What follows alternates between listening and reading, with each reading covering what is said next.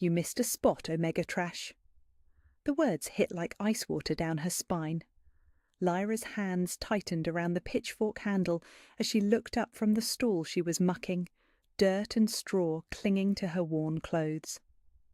Marcus stood in the stable doorway, his alpha scent rolling over her in waves of disdain and amusement. Behind him, 3 other pack members snickered, their eyes bright with the particular cruelty that came from finding someone even lower than themselves. "I'm sorry," Lyra whispered, keeping her head down as she had learned to do. "I'll clean it again." "You'll clean it until it's perfect," Marcus said, stepping closer. "The trial of dominance begins tomorrow, and we can't have our future queen thinking we keep our stables like a pig pen." The mention of Seraphina made Lyra's chest tighten. Tomorrow, the beautiful alpha female would compete in the ancient ritual that would prove her worthiness to mate with visiting alphas from other territories. Everyone knew she would win.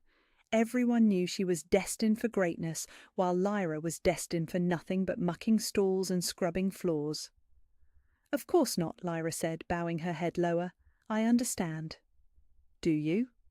Marcus's voice took on that dangerous edge that made her wolf whimper deep inside her chest. "Because I'm starting to wonder if you understand anything at all, like how lucky you are that we even let you stay in this pack." The others laughed, and Lyra felt heat burn up her neck and across her cheeks. She had heard this speech before, had lived with the constant reminder that she was here on sufferance, that her presence was barely tolerated.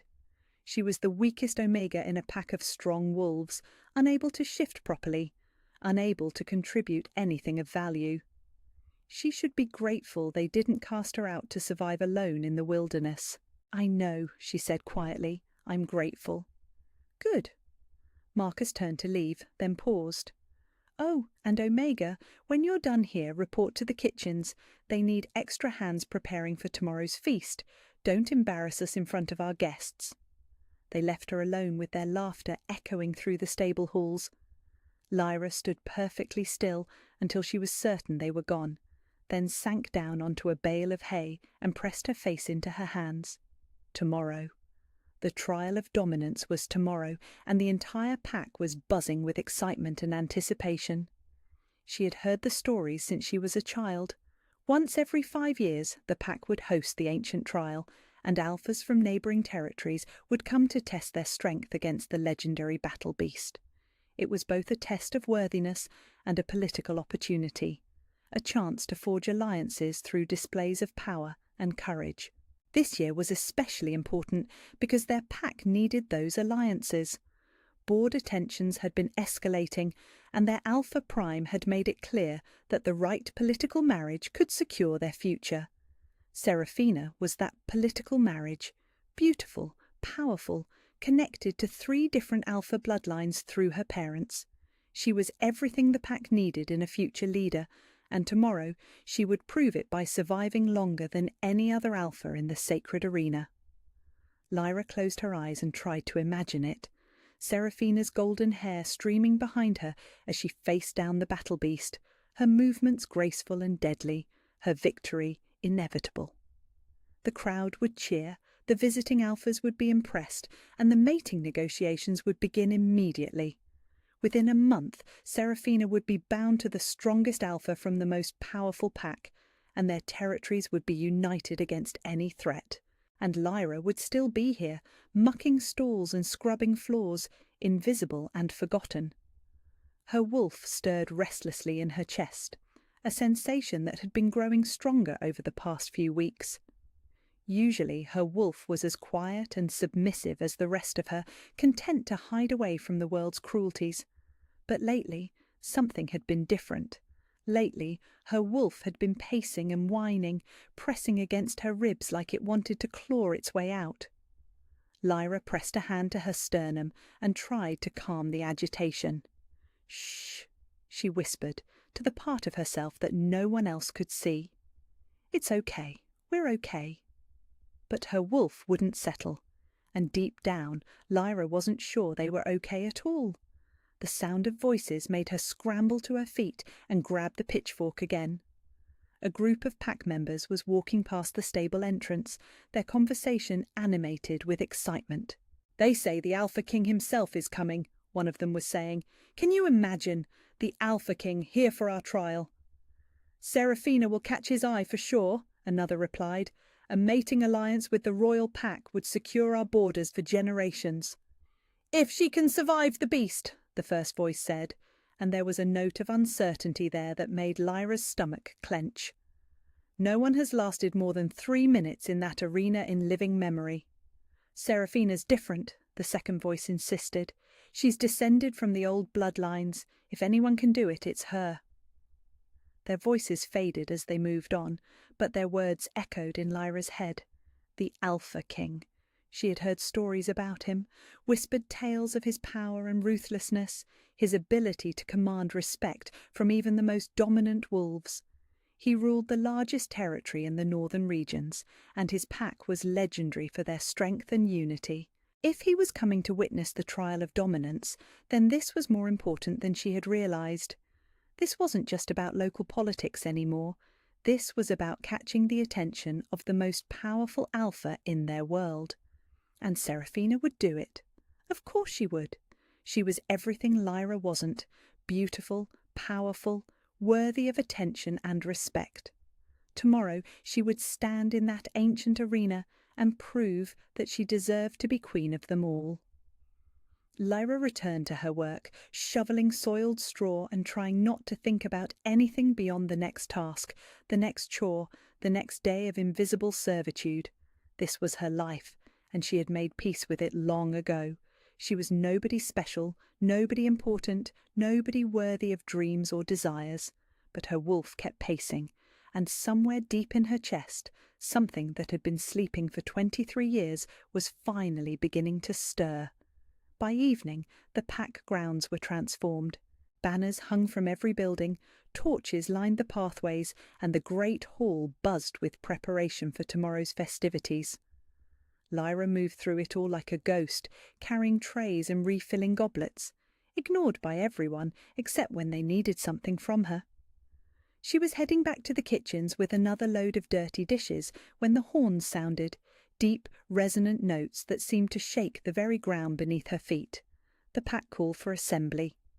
Lyra set down her tray and followed the stream of pack members toward the central courtyard. She stayed at the very back, hidden behind larger bodies, but she could still see the raised platform where their Alpha Prime stood waiting. His mate, their Luna, stood beside him, resplendent in ceremonial robes. "My pack," the Alpha Prime's voice carried easily across the gathered crowd.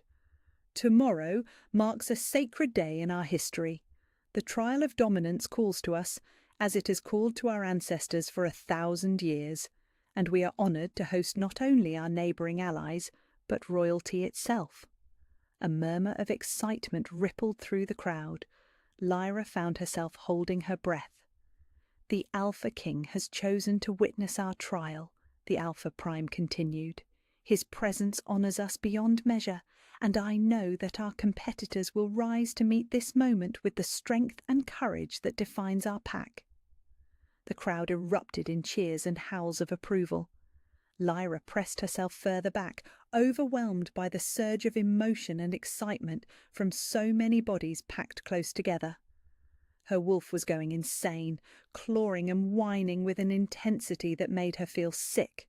"Tomorrow at dawn the trials begin," the Alpha Prime announced. "Let us feast tonight, and tomorrow let us show the world what it means to be strong." As the crowd began to disperse, chattering excitedly about tomorrow's events, Lyra slipped away from the celebration. She needed air, needed space, needed to get away from all the overwhelming scents and sounds and emotions pressing against her from every direction. She made it to the edge of the compound before her legs gave out. Sinking down beside a wooden fence post, she wrapped her arms around her knees and tried to breathe. Her wolf was thrashing now, desperate and frantic, pressing against her ribs hard enough to make her gasp. Tomorrow the Alpha King would arrive. Tomorrow Seraphina would prove herself worthy of the greatest alliance their pack could imagine. Tomorrow everything would change for everyone who mattered, and Lyra would be exactly where she had always been, invisible, forgotten, worthless. But as she sat there in the darkness, trying to calm her frantic wolf and ignore the strange ache that had been growing in her chest for weeks, she couldn't shake the feeling that something was coming. Something that would change everything, even for someone like her. She just didn't know if she was ready for it. The attack came at dawn. Lyra woke to the sound of shattering glass and her wolf screaming warnings that flooded her system with adrenaline. She rolled from the narrow bed in the guest quarters where she had been staying, her newly awakened senses immediately cataloguing the threats converging on her location. 6 attackers. No, 7. Moving with the coordinated precision of trained assassins, their scents masked by some kind of herbal concoction that made them harder to track. But her royal blood sang with awareness that transcended normal wolf senses, painting their positions in her mind with crystalline clarity. The first one through the window moved like liquid shadow, a curved blade gleaming in his hand as he lunged toward where she should have been sleeping. Instead, he found empty air and a fist that connected with his temple hard enough to drop him instantly. Lyra stared down at her knuckles in shock. She had never thrown a punch in her life, had never fought back against anything stronger than a stubborn stable door. But her body had moved with the fluid efficiency of someone trained in combat, muscle memory awakening along with her royal heritage. "Impossible!" the second attacker breathed, his eyes wide with disbelief as he took in her defensive stance. Intelligence said she was untrained, powerless. Intelligence was wrong, Lyra said, and her voice carried harmonics that made the remaining attackers step back involuntarily. They recovered quickly, spreading out to surround her with professional competence. These weren't random thugs or opportunistic pack members looking to curry favour with her enemies. These were specialists, killers who had been hired to eliminate a threat before it could fully manifest. "Nothing personal, Princess," the apparent leader said, drawing a blade that gleamed with an oily sheen she recognised with growing horror. Wolfsbane poison, lethal to their kind in even small doses. "But your existence complicates certain political arrangements?" "My existence is not subject to your convenience," Lyra replied, power flaring around her like silver fire. They moved as one, a coordinated assault designed to overwhelm through sheer numbers and speed. But Lyra was no longer the frightened Omega who had cowered in corners and accepted whatever abuse was thrown her way. She was a queen. The transformation wasn't physical, not yet, but something deeper, more fundamental. Power that had been locked away for 23 years flooded through her system, awakening abilities that belonged to bloodlines old as the stones beneath her feet. Her movements became fluid, deadly, informed by instincts that transcended training. The first attacker to reach her learned that her claws were no longer the dull, useless things she had always possessed. Royal heritage had gifted her with natural weapons that could slice through steel, and his poisoned blade clattered uselessly to the floor along with the hand that had held it. "She's shifting!" someone screamed, terror bleeding through the professional composure. "Partial shift. She's maintaining human form, but—" His words were cut off as Lyra's enhanced speed carried her across the room faster than human eyes could follow. Her hand closed around his throat, and for a moment the urge to crush his windpipe was almost overwhelming. "Who sent you?" she demanded, her voice carrying the kind of authority that compelled answers. "Go to hell, royal bitch," he gasped, and she felt something small and sharp pierce the skin of his tongue. Poison. He bit down on a suicide tooth rather than risk revealing his employers, and she let his convulsing body drop to the floor with disgust that had nothing to do with the death itself and everything to do with the cowardice it represented. The remaining attackers regrouped, their confidence shaken but their mission unchanged. They came at her with desperate fury, knowing that failure meant death, whether they survived the encounter or not. But Lyra was no longer fighting alone. The door exploded inward in a shower of splinters and fury, and Kyle stepped through the wreckage like an avatar of vengeance made flesh. His eyes blazed with silver fire, and the power that rolled off him in waves made the very air shimmer with heat. "You dare!" he snarled, and the words carried enough force to crack the stone walls. "You dare attack my mate in her own territory?" The surviving attackers didn't even have time to scream. Kyle moved through them like a force of nature, all predatory grace and lethal efficiency. These were trained killers, professionals who had survived dozens of similar encounters, but they might as well have been children playing with wooden swords for all the threat they posed to an alpha king in the grip of protective fury. It was over in seconds. When the silence fell, broken only by the sound of their laboured breathing, Lyra found herself staring at the carnage surrounding them. 7 bodies, 7 lives ended in moments because someone had decided her existence was inconvenient. "Are you hurt?" Kale's hands were on her face, her shoulders running over every inch of exposed skin as he searched for injuries. "I'm fine," she said, though her voice shook with adrenaline and the aftershock of violence. "They didn't touch me." "You fought them." There was something like awe in his voice as he took in the evidence of her defensive capabilities. "You fought 7 trained assassins and held them off long enough for me to arrive." "I don't understand how," she admitted. "I've never been in a real fight in my life, but when they attacked, it was like my body knew what to do." "Royal bloodline," Elder Morrigan said from the doorway, surveying the scene with the clinical detachment of someone who had witnessed far too much violence over the years. "The fighting instincts of your ancestors, awakening along with everything else." She stepped carefully around the bodies, her pale eyes taking in details that spoke of professional analysis. These weren't random attackers. The coordination, the equipment, the willingness to die rather than be captured. Someone with significant resources wanted you dead. "Who?" Lyra asked, though she suspected she already knew at least part of the answer. "That remains to be seen," Morrigan replied carefully. "But the fact that they struck so quickly, before you could fully consolidate your power or establish proper defences, suggests inside knowledge of your situation." The implication hung in the air like a blade waiting to fall. Someone within their own territory, someone who had witnessed yesterday's revelations, had moved against her with deadly efficiency. "Seraphina," Kyle said, his voice flat with certainty. "We don't know that," Lyra protested, though her own suspicions ran in the same direction. "She was injured, confined to the healing tents." "She has allies," Morrigan interrupted grimly. "Family connections throughout the Northern Territories, political debts owed and called in, resources that could easily arrange something like this." Alpha Prime Richardson appeared in the doorway, flanked by his security team, his expression grim as he took in the scene. "Your Majesties, we heard the commotion." 7 assassins, Kyle reported tersely. "Professional grade, coordinated assault, poison weapons."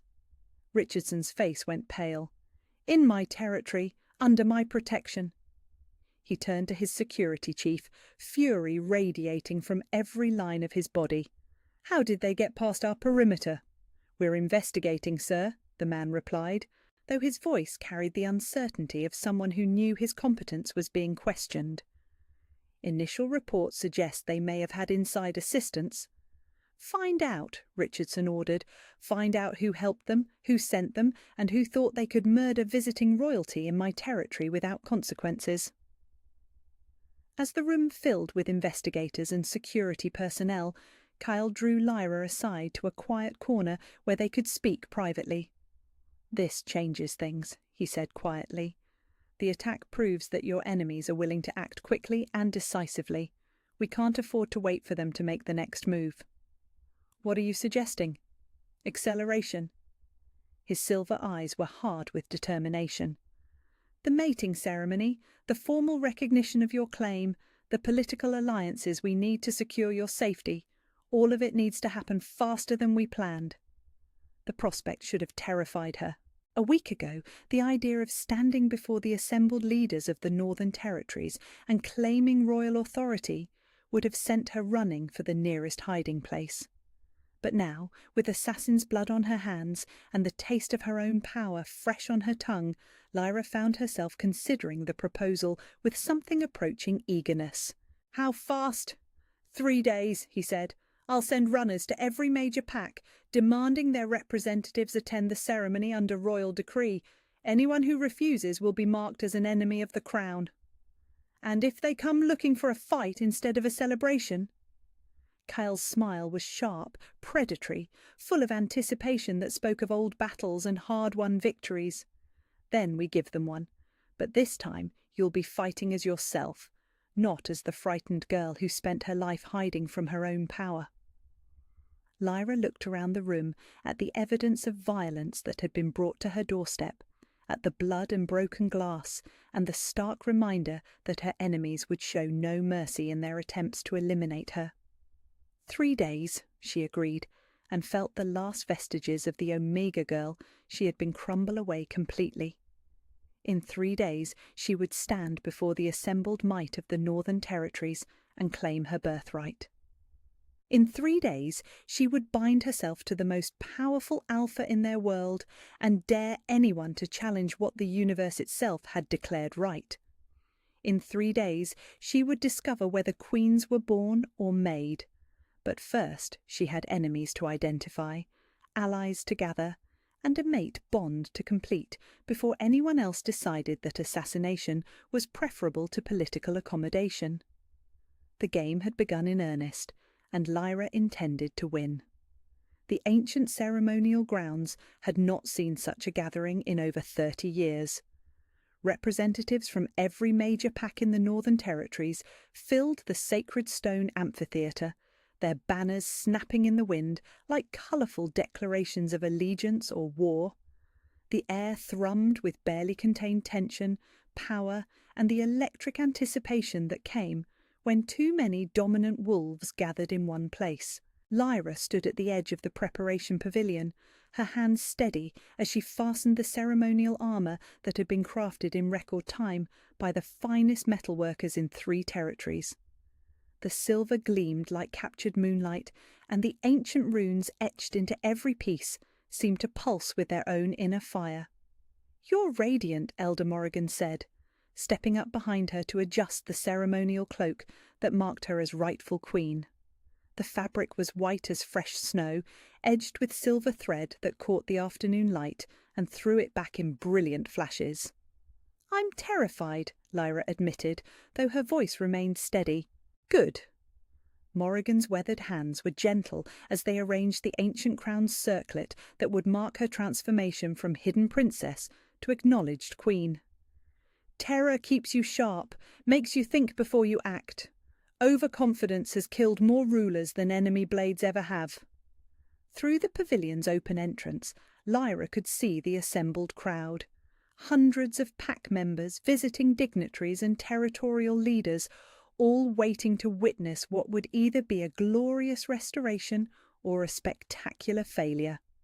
Some faces showed open hostility, others calculated neutrality, and a precious few radiated the kind of fierce loyalty that could form the backbone of a new royal court. But it was the group near the eastern entrance that made her blood run cold. Seraphina stood among them like a golden goddess of war, her injuries healed enough to allow her attendance, though careful observers could still see the slight favour she gave her left side. Around her clustered the representatives of the old Packlord families, the ones who had carved up the royal territories after the Great Sundering and spent 30 years consolidating their independent power bases. They looked like wolves who had caught the scent of wounded prey. "She came," Lyra murmured, nodding towards Seraphina's position. "Did you expect otherwise?" Morrigan followed her gaze, her pale eyes hard with ancient knowledge. "She believes this ceremony is illegitimate, that your claim can be challenged and overturned through force of arms or political manoeuvring. Can it be?" "Only if you let it." The elder's voice carried the weight of absolute certainty. "Royal blood is royal blood, child. It cannot be negotiated away or voted out of existence, but it can be surrendered through cowardice or abdicated through weakness." A horn sounded from the ceremonial platform, its deep notes carrying across the amphitheatre and calling the assembly to order. Lyra felt her wolf rise within her chest, no longer the frightened, suppressed creature of her youth, but something magnificent and fierce that recognized the significance of this moment. "It's time," Morrigan said gently. Lyra stepped from the pavilion and began the long walk toward the ceremonial platform. The crowd fell silent as she moved between their ranks, her enhanced senses cataloguing every scent, every heartbeat, every subtle shift in posture that spoke of friend or foe. She had expected hostility, challenge, the kind of open skepticism that greeted any disruption to established order. What she hadn't expected was the wave of recognition that rippled through the assembly as her royal scent reached them. Gasps, whispered prayers, the involuntary step backward that came when lesser wolves encountered something that commanded instinctive respect. Even those who opposed her politically couldn't deny what their enhanced senses told them about her bloodline. Kyle waited for her on the ceremonial platform, magnificent in formal armour that spoke of battles won and kingdoms defended.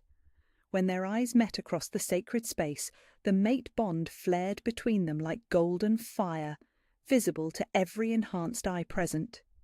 "My lords and ladies," Alpha Prime Richardson called, his voice carrying easily across the amphitheatre. "We gather today to witness the restoration of the royal bloodline, the recognition of Queen Lyra's rightful claim, and the formal mating ceremony that will unite the Northern Territories under royal rule once again. I object." Seraphina's voice cut through the ceremonial words like a blade through silk. She stepped forward from her position among the Eastern representatives, her golden hair catching the sunlight and her beautiful features set in lines of absolute determination. "On what grounds?" Richardson asked, though his tone suggested he already knew the answer. "On the grounds that this ceremony is built on lies and political convenience rather than truth and rightful succession." Seraphina's voice carried clearly across the amphitheatre, pitched to reach every ear present. "This girl may carry traces of ancient blood, but bloodline alone does not make a queen." Murmurs rippled through the crowd, some supportive of Seraphina's challenge, others outraged by her audacity. Lyra felt her newly awakened power stir in response to the direct confrontation, but she forced herself to remain still and composed. "Elaborate," she said quietly, her voice carrying despite its lack of volume. "Gladly." Seraphina's smile was sharp as a blade. A true queen must prove herself through strength, through courage, through the ability to defend her people against any threat. You have done none of these things. She gestured toward the assembled crowd, playing to the political representatives who had the most to lose from royal restoration. You've lived your entire adult life as a servant, scraping and bowing to anyone with authority over you. You've never led troops into battle, never made the hard decisions that define real leadership, never faced the kind of challenges that separate true rulers from pretenders. "And you have?" Lyra asked, though she kept her tone mild and curious rather than challenging. "I have trained every day since childhood for the responsibilities of leadership. I have studied strategy, diplomacy, combat, and statecraft with the finest teachers in the Northern Territories. I have proven my courage in the trials, even if the ancient beast's judgment was—" She paused delicately, influenced by factors beyond pure worthiness. The implication hung in the air like a thrown gauntlet. Seraphina was suggesting that the battle beast's recognition had been somehow corrupted or manipulated, that Lyra's royal awakening was false rather than authentic. "What do you propose?" Kyle asked, his voice carrying dangerous undertones that spoke of barely leashed fury. "Trial by combat," Seraphina declared, and the crowd erupted in shocked murmurs. "Let her prove her worthiness the way queens have always proven themselves, through strength of arms and force of will. If she truly carries the power of the royal bloodline, if she truly deserves to rule over the strongest wolves in the Northern Territories, then let her demonstrate it in single combat against a champion of my choosing." "That's not necessary," Richardson began. "It is absolutely necessary," Serafina cut him off. "The old laws are clear. Any challenge to royal succession can be settled through combat, and I invoke that ancient right here and now." She turned to face Lyra directly, her golden eyes blazing with hatred and desperate ambition. "Unless, of course, your Majesty is too frightened to face a real test of her supposed royal power." The challenge was expertly crafted, designed to force Lyra into a no-win situation. If she refused, she would look weak and cowardly before the assembled representatives. If she accepted, she would be fighting not just for her own life, but for the legitimacy of her entire claim to the throne. But as Lyra stood there on the ceremonial platform, feeling the weight of every gaze in the amphitheatre, she realized that Serafina had made a fundamental miscalculation. She was no longer the frightened Omega who had spent her life avoiding confrontation. The assassins had awakened something in her that went deeper than bloodline or training. They had awakened her fury. "I accept," she said clearly, her voice carrying to every corner of the amphitheatre. The crowd erupted in chaos, shouts of approval and dismay mingling with the sound of heated political discussions breaking out among the territorial representatives. But Lyra heard none of it.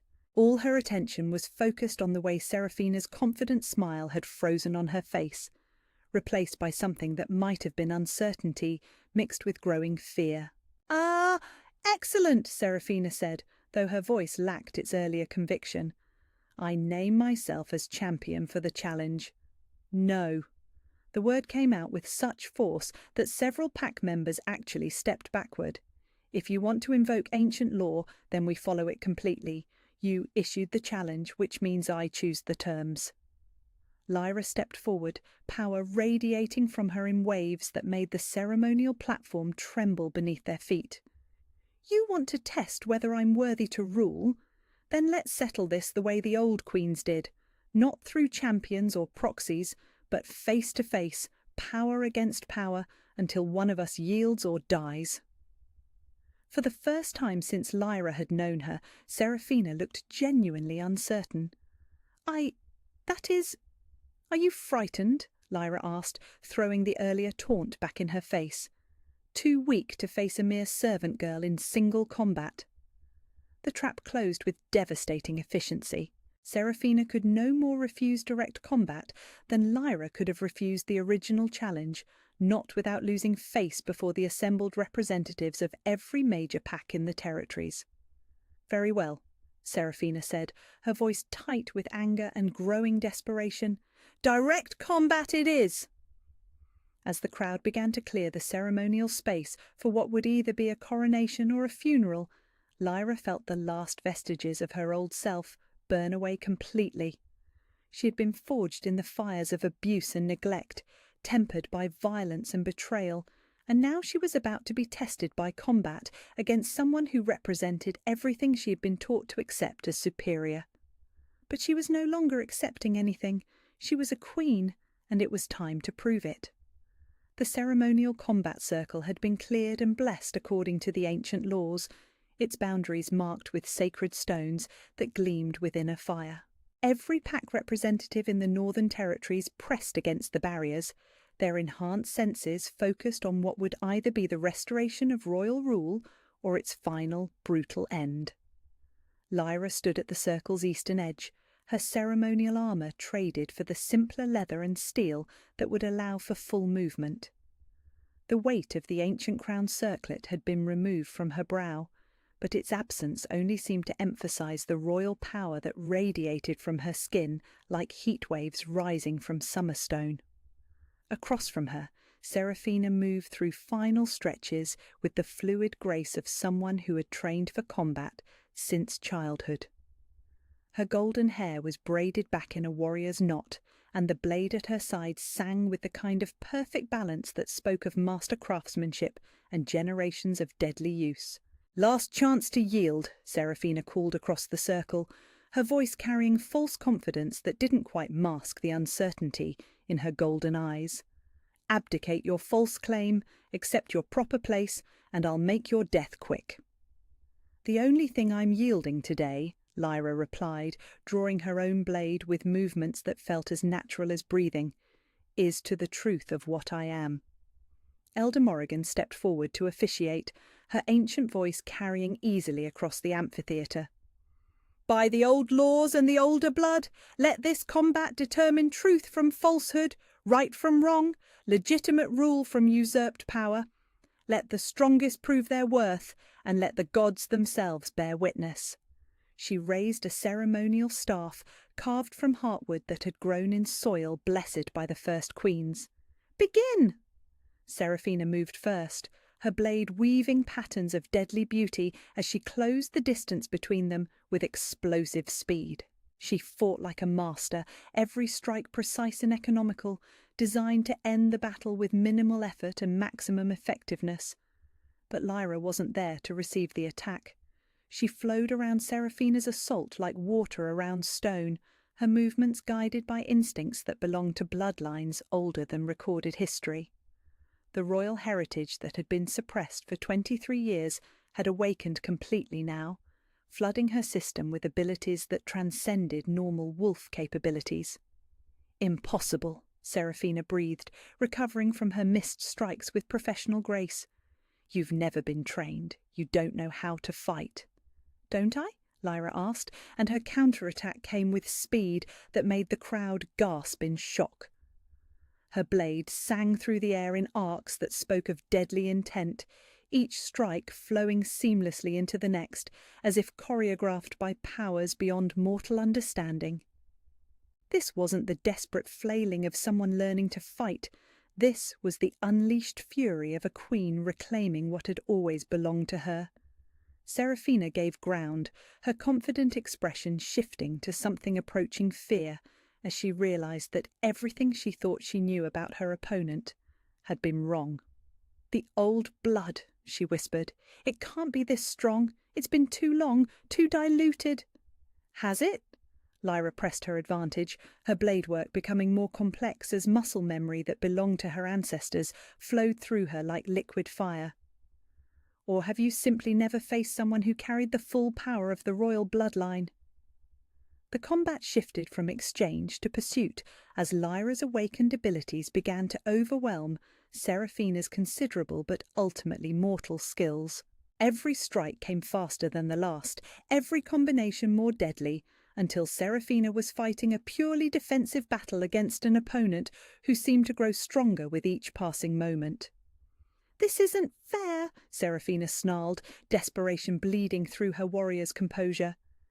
"You're using magic, corruption, something unnatural." "I'm using exactly what I was born with," Lyra replied, her voice carrying harmonics that made the sacred stones around the circle ring like bells. "The power of queens, the strength of the royal bloodline, the authority that was mine from the moment I drew breath." She pressed forward with renewed intensity, and the crowd watched in stunned silence as Seraphina, beautiful, trained, confident Seraphina, was systematically dismantled by someone who had been invisible to them mere days before. The end came with shocking suddenness. Seraphina overextended on a desperate attack, her perfect form cracking under the pressure of fighting an impossible opponent. Lyra's blade swept up in a movement too fast for normal eyes to follow, and suddenly Seraphina's sword was spinning through the air while her bearer staggered backward with blood streaming from a dozen precise cuts. "Yield!" Lyra commanded, her blade at Seraphina's throat and her eyes blazing with silver fire that spoke of power beyond mortal understanding. "Never!" Seraphina spat, though terror had replaced the hatred in her golden eyes. "I'll die before I kneel to you." "Then you'll die," Lyra said simply, and for one terrible moment it looked like she might follow through on the threat. But instead of delivering the killing blow, she stepped back and lowered her blade. "But not today, and not by my hand. I'm not the monster you've painted me as, Seraphina. I'm not going to murder someone who can no longer threaten me just to prove a point." She turned to address the assembled crowd, her voice carrying to every corner of the amphitheatre with the kind of authority that brooked no argument. Let it be known throughout the Northern Territories that the royal bloodline has returned. Let it be recorded that Queen Lyra of the Silver Moon Pack has proven her worth through combat, demonstrated her power through strength of arms, and claimed her birthright through right of blood and deed. The crowd erupted in a mixture of cheers and stunned silence, the political implications of what they had witnessed rippling through the various territorial representatives like shockwaves. Some voices rose in immediate acclamation, recognizing both the legitimacy of her claim and the obvious benefits of aligning themselves with demonstrated power. Others remained carefully neutral, their expressions calculating as they weighed the costs and benefits of supporting or opposing the newly proven queen. But it was Cale's reaction that mattered most to Lyra. He stepped into the combat circle with movements that spoke of barely controlled emotion, his silver eyes blazing with pride and something deeper, more fundamental. When he reached her, his hands framed her face with gentle reverence that belied the deadly power radiating from every line of his body. "My queen," he said softly, and the words carried weight that went beyond political acknowledgement into something that touched the very core of who they were to each other. "My king," she replied, and the mate bond that snapped fully into place between them was visible as golden light that painted the entire amphitheatre in warm, welcoming radiance. The formal mating ceremony that followed was a blur of ancient words and sacred rituals, but Lyra would remember forever the moment when Elder Morrigan placed the true crown upon her head, not the simple circlet she had worn before, but the actual crown of queens that had been hidden away for 30 years, waiting for someone worthy to reclaim it. By blood and bond, by strength and wisdom, by the recognition of the battle beast and the acclaim of the assembled packs, Morrigan's voice rang out across the amphitheatre. "I present Queen Lyra and King Kyle, rightful rulers of the Northern Territories, blessed by the old gods and acknowledged by the new age." The crowd's roar of approval could be heard for miles. 3 months later, Lyra stood on the balcony of the restored royal palace, her hand resting on the gentle curve of her belly, where new life grew beneath her heart.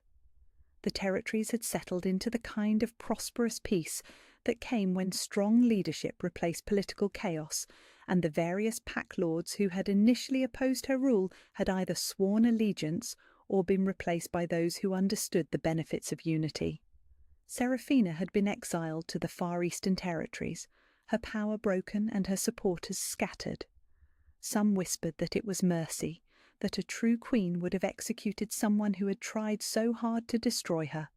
But Lyra knew better. Death would have made Seraphina a martyr. Exile made her a cautionary tale. "You're thinking too hard," Kyle said, stepping up behind her and wrapping his arms around her waist with the casual intimacy of a mate, bond that had only grown stronger with time. "I'm thinking about how different everything is," she replied, leaning back against his solid warmth. 3 months ago I was nobody, invisible, worthless. "You were never worthless," he said firmly, his lips pressing against her temple in a kiss that carried all the love and reverence she had never dared hope for. "You were just hidden, waiting for the right moment to show the world what you truly were." "And what am I?" she asked, though she already knew the answer. "You're everything," he said simply. "My mate, my queen, my heart, the mother of the next generation of royal blood, and the woman who brought peace to territories that have been at war for 30 years. His hand covered hers where it rested on her belly, and they stood together in comfortable silence, watching the sun set over lands that were finally, truly theirs. "I love you," Lyra said, the words carrying all the wonder of someone who had never expected to be loved, much less loved by someone like him. "I love you too," Cale replied, and in his voice she heard the echo of ancient promises, eternal bonds, and the kind of devotion that would last until the stars themselves grew cold. Below them, the territories spread out in fertile abundance, protected by royal strength and guided by royal wisdom. The battle beast had returned to its ancient arena, satisfied that the rightful bloodline had been restored and the natural order of things had been set right. And in the royal palace, a queen who had once believed herself worthless stood in the arms of her mate, carrying the future of their people beneath her heart and wearing her crown with the quiet confidence of someone who had finally, completely, unapologetically claimed her true self. The lost princess was lost no more. She was exactly where she belonged. Dawn came with the thunder of hooves and the scent of power that made every wolf in the compound lift their heads and take notice.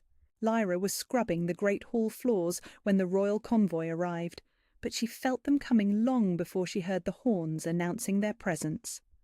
Her wolf had been clawing at her ribs all morning, frantic and desperate in a way that made her hands shake as she worked. The massive oak doors of the hall burst open, and Alpha Prime Marcus strode in with barely contained excitement. "They're here," he announced to the servants scattered throughout the room. "The Alpha King's convoy has arrived. I want everything perfect, do you understand? Everything." Lyra kept her head down and scrubbed harder at a stain that had been gone for the past 10 minutes.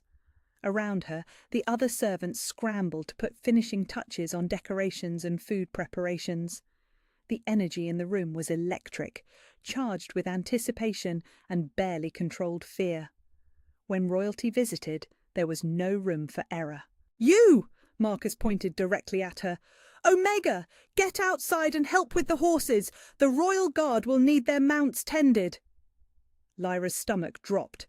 I don't care what you think," Marcus snapped. "You'll do as you're told and try not to embarrass us. Go!" She abandoned her scrub brush and hurried toward the doors, her heart hammering against her ribs. Her wolf was going absolutely insane now, throwing itself against her sternum hard enough to make her stumble. Whatever was wrong with her was getting worse, and the last thing she needed was to have some kind of breakdown in front of visiting royalty.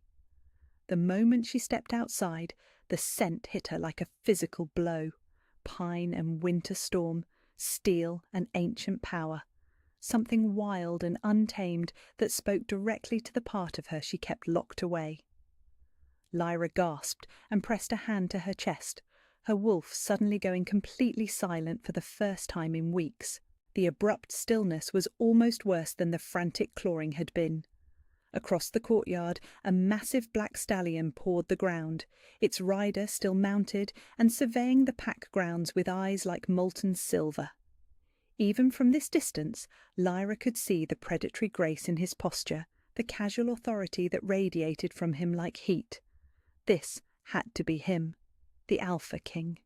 He was nothing like she had imagined. She had expected someone older, more politically polished. Instead, he looked like he had stepped out of the old stories her grandmother used to tell, all dangerous beauty and barely leashed violence.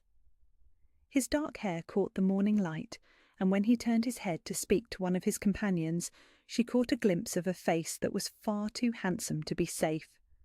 He swung down from his horse in one fluid motion, and Lyra felt her breath catch in her throat. He was tall, broad-shouldered, built like a warrior rather than a politician. Power seemed to shimmer around him like a visible thing, and every wolf in the courtyard, Alpha, Beta and Omega alike, instinctively stepped back to give him space. "Your Majesty," Alpha Prime Richardson appeared, flanked by his Luna and their highest-ranking pack members. "Welcome to our territory. We are honoured beyond measure by your presence."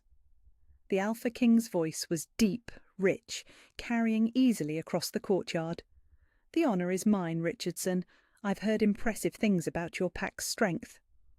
Lyra should have been moving, should have been helping with the horses as she'd been ordered. Instead, she stood frozen at the edge of the courtyard, staring like an idiot at the most powerful wolf in the Northern Territories. Her wolf was still eerily quiet, but she could feel something building in her chest, some kind of pressure that made it hard to breathe. "May I present my mate, Luna Catherine," Richardson was saying, "and our daughter Seraphina, who will be competing in today's trial." Seraphina stepped forward, radiant in a gown of deep blue that made her golden hair shine like spun sunlight. She moved with the fluid confidence of someone who had never doubted her own worth, never questioned her right to stand in the presence of kings. When she offered a perfect curtsy, her smile was brilliant enough to dazzle. "Your Majesty," she said, her voice pitched to carry just the right note of respect, mixed with subtle invitation. "I hope my performance today will prove worthy of your attention." The Alpha King inclined his head politely. "I'm sure it will be illuminating." Something in his tone made Lyra frown. There was no warmth there, no particular interest in the beautiful alpha female who was clearly offering herself for his consideration. If anything, he sounded almost bored. "Kyle," one of his companions said quietly, "the accommodations." "Of course," Richardson jumped in quickly. "We've prepared our finest guest quarters for you and your party. If you'd like to rest before the ceremony—" "That won't be necessary." The Alpha King, Kale apparently, was already scanning the courtyard again, his silver eyes moving over the assembled pack members with casual assessment. "I prefer to meet the competition before the trial begins, all of them." "Naturally," Richardson agreed. "Though I should mention this year we have an unusually strong field, 7 alphas from 4 different territories, including several from ancient bloodlines." "Ancient bloodlines," Kyle repeated, and now there was something different in his voice, something sharp and interested.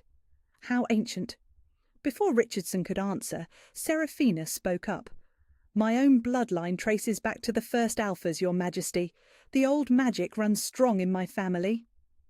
Kale's gaze settled on her for a long moment, and Lyra found herself holding her breath. This was it, the moment when he would be impressed by Seraphina's beauty and power, when he would recognize her as a suitable mate for someone of his status. Instead, he looked away. "I see," he said neutrally. "And the others?" As Richardson began listing the credentials of the other competitors, Lyra finally forced herself to move. She needed to get away from here before someone noticed her gawking at their royal guest like a love-struck fool. She was nobody, nothing, invisible. The last thing she needed was to draw attention to herself by staring at the Alpha King. She was backing toward the stables when it happened. Kyle's head turned, those silver eyes sweeping across the courtyard in a lazy arc, and for one impossible moment his gaze met hers. The world stopped. Everything else, the voices, the movement, the very air itself, disappeared into silence. There was only her and him, and the sudden, shocking recognition that slammed through her like lightning. Her wolf erupted from its unnatural stillness, not with the frantic clawing of before, but with a sound like singing, like coming home, like finding something she hadn't even known she was looking for. Mate. The word echoed in her head, and she didn't know if it came from her wolf or from some deeper, more ancient part of herself that recognized him on a level that had nothing to do with logic or reason. She saw his eyes widen slightly, saw something flicker across his perfect features that might have been surprise or recognition or hunger. Then someone stepped between them, blocking her view, and the spell was broken. "Your Majesty," Seraphina was saying, her voice slightly strained. "Perhaps you'd like to see the arena where the trials will take place." Lyra turned and ran. She made it to the stables before her legs gave out, collapsing behind a hay bale where no one would see her shaking. Her heart was hammering so hard she thought it might burst, and her wolf was doing something between howling and purring that she had never felt before. This wasn't possible. This couldn't be happening. She was nobody, worthless, the lowest omega in a pack full of strong wolves. Alpha Kings didn't look at girls like her, didn't feel whatever that had been when their eyes met across a crowded courtyard. But her wolf knew what it had felt, and it was singing with joy and terror and desperate longing. "Pull yourself together," she whispered fiercely to herself. "He's here for the trial, for the alliances. He's here for someone like Seraphina, not someone like you." But even as she said it, she could still feel the echo of that moment when the world had narrowed to just the two of them, when something impossible and terrifying and wonderful had sparked to life between them. She stayed hidden in the stables until she was sure she could walk without stumbling, then forced herself to return to her duties. The royal party had moved inside, leaving only their horses and a few guards to watch over them. Lyra focused on brushing down the magnificent animals, trying to lose herself in the familiar routine of care and service. She was working on a beautiful grey mare when she heard Seraphina's voice from the courtyard. "I don't understand what you mean," Seraphina was saying, her tone sharp with frustration. "I mean exactly what I said." Cale's voice was calm, controlled. "The trial will determine my interest in any potential alliances. But surely you can see that some competitors are more suitable than others." There was a long pause. When Kyle spoke again, his voice was dangerously quiet. "Are you questioning my judgment, Miss Seraphina?" "Of course not, Your Majesty. I simply meant—" "What you meant," he cut her off, "is that you believe yourself entitled to my attention based on your bloodline and beauty. Let me be very clear. I don't choose my alliances based on entitlement. I choose them based on strength, character, and—" Another pause. "Recognition." "Recognition?" Seraphina's voice was confused. "You'll understand after the trial," Cale said, "or you won't." Lyra heard footsteps moving away, and she realized she had been holding her breath. Recognition. What had he meant by that? And why did the word make her wolf stir with something that felt dangerously like hope? She spent the rest of the morning trying not to think about Silver Eyes and impossible moments, but by the time the ceremony horn sounded, calling all pack members to witness the trial of dominance, her wolf was pacing again, restless and expectant. Something was going to happen today, something that would change everything. She just prayed she would survive it. The ancient arena stood at the heart of the pack grounds, like a wound carved into the earth itself. Lyra had seen it from a distance countless times, but she had never been this close to the sacred stones that formed its circular walls. Each block was taller than a man and black as midnight, worn smooth by centuries of weather and blood. Symbols were etched deep into their surfaces, runes that seemed to shift and writhe when she wasn't looking directly at them. "Don't touch the stones," Elder Morrigan's voice made Lyra jump. The old woman appeared beside her like smoke, her pale eyes fixed on the arena walls with an expression of deep reverence and deeper fear. "They remember everything that has happened here, every victory, every defeat, every drop of spilled blood."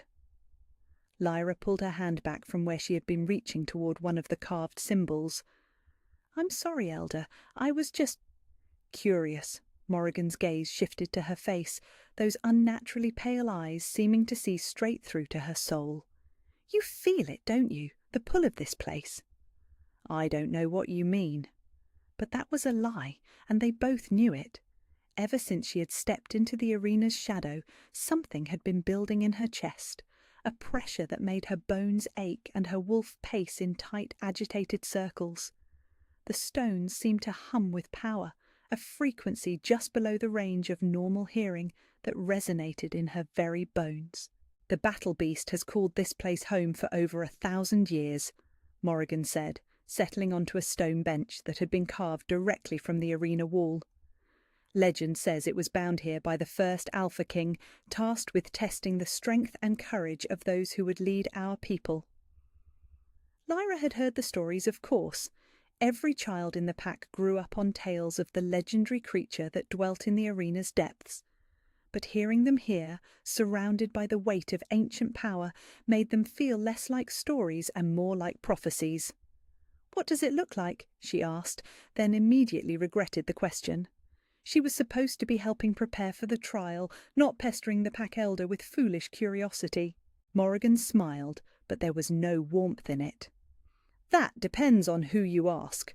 Some say it's a wolf the size of a horse, with fangs like daggers and eyes like burning coals.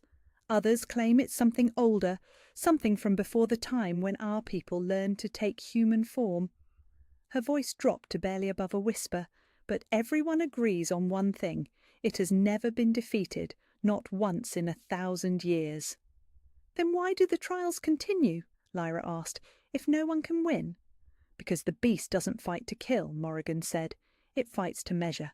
Strength, courage, worthiness. The creature sees into the heart of every challenger and finds them wanting or... She paused, studying Lyra with those unsettling pale eyes. Or it recognises something deeper. Before Lyra could ask what she meant, the sound of approaching voices made them both turn. A group of pack members was heading toward the arena, their arms full of ceremonial banners and offering bowls. The trial would begin within the hour, and there were still preparations to be made. "Go," Morrigan said quietly. "Help them, but remember what I've told you." Lyra spent the next hour running errands and following orders, but she couldn't shake the elder's words from her mind. The battle beast didn't fight to kill, it fought to measure. But measure what exactly? And what had Morrigan meant about recognition? As the sun reached its zenith, the pack began to gather. Lyra found herself assigned to the serving duties, carrying trays of ceremonial wine and platters of bread blessed by the pack's shamans. She tried to stay invisible, to blend into the background as she always did, but her wolf kept stirring restlessly every time she moved near the arena stones. The competitors had gathered in a separate area, each one magnificent in their own way. 7 alphas from 4 different territories, all of them powerful enough to have survived the selection process that brought them here. Lyra recognised most of them by reputation. Marcus Ironwood from the Eastern Mountains, whose pack was legendary for their metalworking skills. Elena Swiftwater from the River Territories, said to be faster than the wind itself. 3 brothers from the desert clans who fought as one unit and had never tasted defeat. And Seraphina, radiant in ceremonial armour that had been crafted specially for this day. The metal gleamed like liquid gold, and the leather was dyed the deep blue of twilight skies. She looked like a goddess of war, beautiful and deadly and utterly confident in her own power. "She's magnificent, isn't she?" Lyra turned to find Kyle standing beside her, his silver eyes fixed on the gathered competitors. Up close, his presence was even more overwhelming. He smelled like winter storms and ancient forests, like power that had been honed over generations of rule. Her wolf went completely still, not with fear, but with a recognition so profound it stole her breath. "Your Majesty," she managed, dropping into the clumsy curtsy she had been taught. "I didn't see you approach." "I noticed." His voice held a note of amusement. "You were rather absorbed in watching the preparations." Heat burned up her neck and across her cheeks. Of course he had caught her staring. She probably looked like every other star-struck Omega, gawking at the competitors like she had any right to be interested in their affairs. "I should return to my duties," she said, starting to back away. "Wait." The single word stopped her in her tracks, not because it was spoken with authority, though it was, but because of the way he said it, like her presence mattered to him, like he genuinely wanted her to stay. "What's your name?" "Lyra," she said without thinking, then immediately wanted to kick herself. She should have said Omega or Nobody Important, Your Majesty. Her name was nothing special, nothing worth remembering. Lyra. He repeated it like he was testing the sound, rolling it around on his tongue. "That's a beautiful name. Old, too. It means Song of the Heavens in the ancient tongue." She stared at him in shock. No one had ever told her what her name meant, and she had certainly never expected the Alpha King to know such things. Thank you, Your Majesty." "Kyle," he said quietly. "When we're alone, you can call me Kyle." The offer hit her like a physical blow. Alphas didn't invite Omegas to use their given names, especially not Alpha Kings. The casual intimacy of it made her wolf sing with joy and terror in equal measure. "I don't think that would be appropriate," she managed. "Probably not." His smile was sharp, dangerous, the kind that probably made lesser wolves submit immediately. On her it had the opposite effect. It made her want to step closer, to see if he was as warm as he looked. "Tell me, Lyra, what do you think of the trials?" The question caught her off guard. What do you mean? Do you think any of them will succeed? Do you think the beast will finally find someone worthy? She glanced toward the competitors, all of them magnificent and powerful, and everything she would never be. Seraphina is very strong, she said carefully. She comes from ancient bloodlines, like she said. The old magic runs in her family. That's not what I asked. His tone was patient, but there was something underneath it that made her look at him more carefully. He was watching her with an intensity that made her skin tingle, like her answer actually mattered to him. I don't know, she said honestly. The stories say that strength isn't enough, that the beast looks for something deeper. And what do you think that something is? She stopped, realizing she was about to voice thoughts that had been building in her mind all morning, thoughts that had no business existing in someone like her. I think it looks for truth, for someone who knows exactly who they are, not who they pretend to be. Kyle went very still. When he spoke again, his voice was barely above a whisper. And who are you, Lyra? The question hit her like a physical blow. Who was she? Nobody important, nobody special, nobody worth the attention of kings or creatures of legend. But as she stood there in the shadow of the ancient arena, with power humming through the stones beneath her feet and Kyle's silver eyes fixed on her face, she found herself wondering if maybe, just maybe, she had been wrong about that. I don't know, she whispered. No, he said, and there was something almost gentle in his voice. I don't think you do. Not yet. Before she could ask what he meant, the ceremonial horns sounded, their deep notes echoing across the pack grounds and calling everyone to witness. The trials were about to begin. I have to go, Lyra said, backing away from whatever impossible moment they had been sharing. Lyra, she stopped, looking back at him. When this is over, when the beast has made its choice, find me. It wasn't a request. It was a command spoken with all the authority of a king. But underneath the royal decree, she heard something else, something that sounded almost like hope. She fled before she could do something truly foolish, like ask him what he meant or why he was looking at her like she mattered. But as she took her assigned place among the other servants, her wolf was singing with anticipation, and deep in her chest, something that had been sleeping for 23 years was finally beginning to wake up. The trials were about to begin, and somehow, impossibly, she found herself believing that Elder Morrigan had been right. The battle beast didn't fight to kill. It fought to measure. The question was, what would it find when it looked at her? The arena fell silent as the first competitor stepped through the ancient stone archway. Marcus Ironwood moved with the fluid confidence of a born predator, his muscles rippling beneath skin marked with the ritual scars of his mountain clan. The ceremonial armour he wore gleamed dull silver in the afternoon sun, and the massive warhammer strapped to his back spoke of battles won through sheer overwhelming force. Lyra pressed herself against the stone wall where the other servants waited, her heart hammering as she watched Marcus survey the arena floor.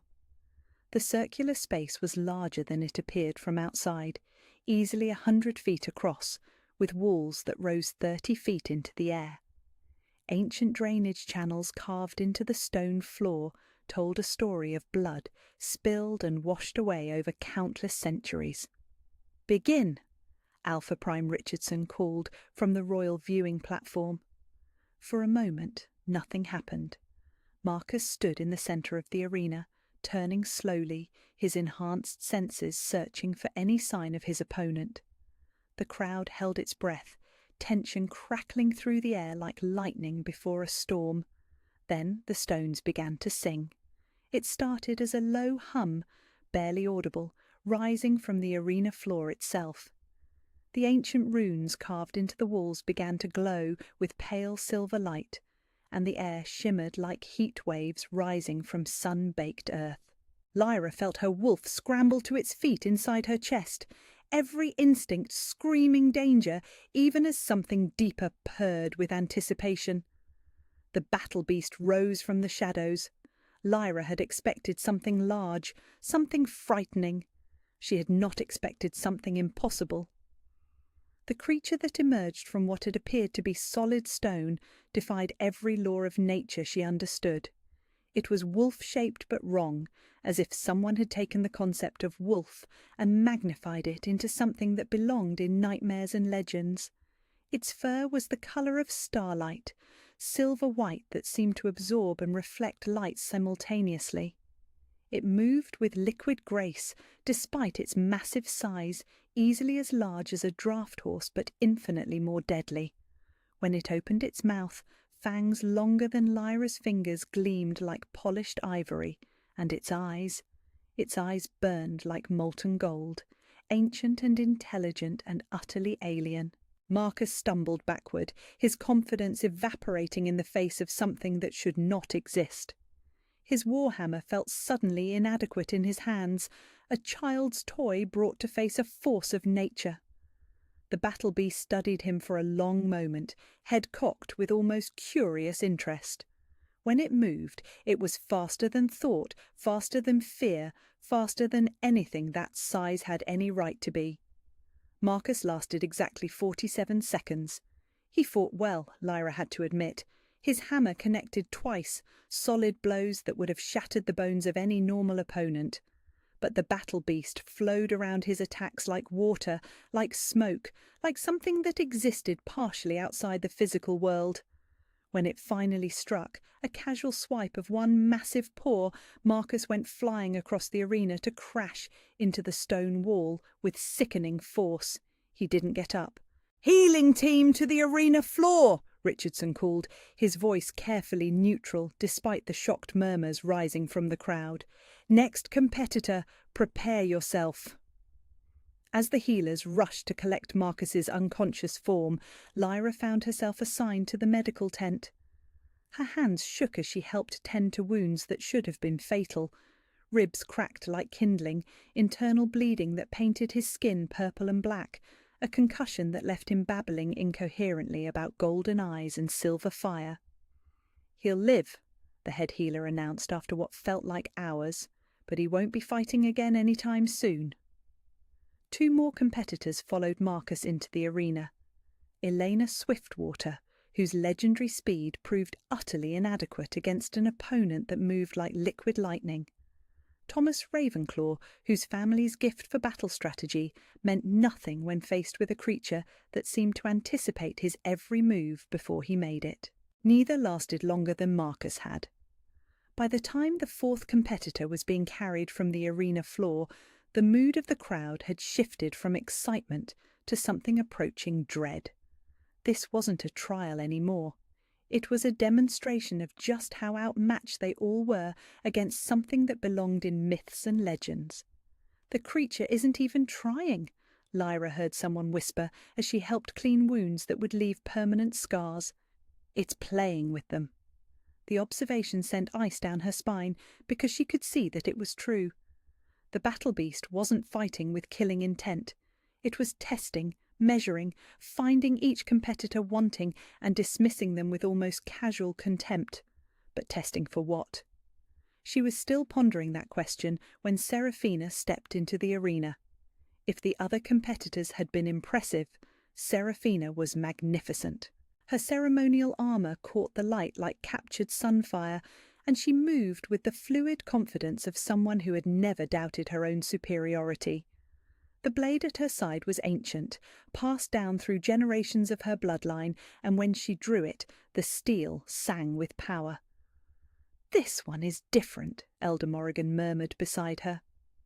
The old woman had appeared sometime during the 3rd fight, her pale eyes fixed on the arena floor with uncomfortable intensity. "Can you feel it?"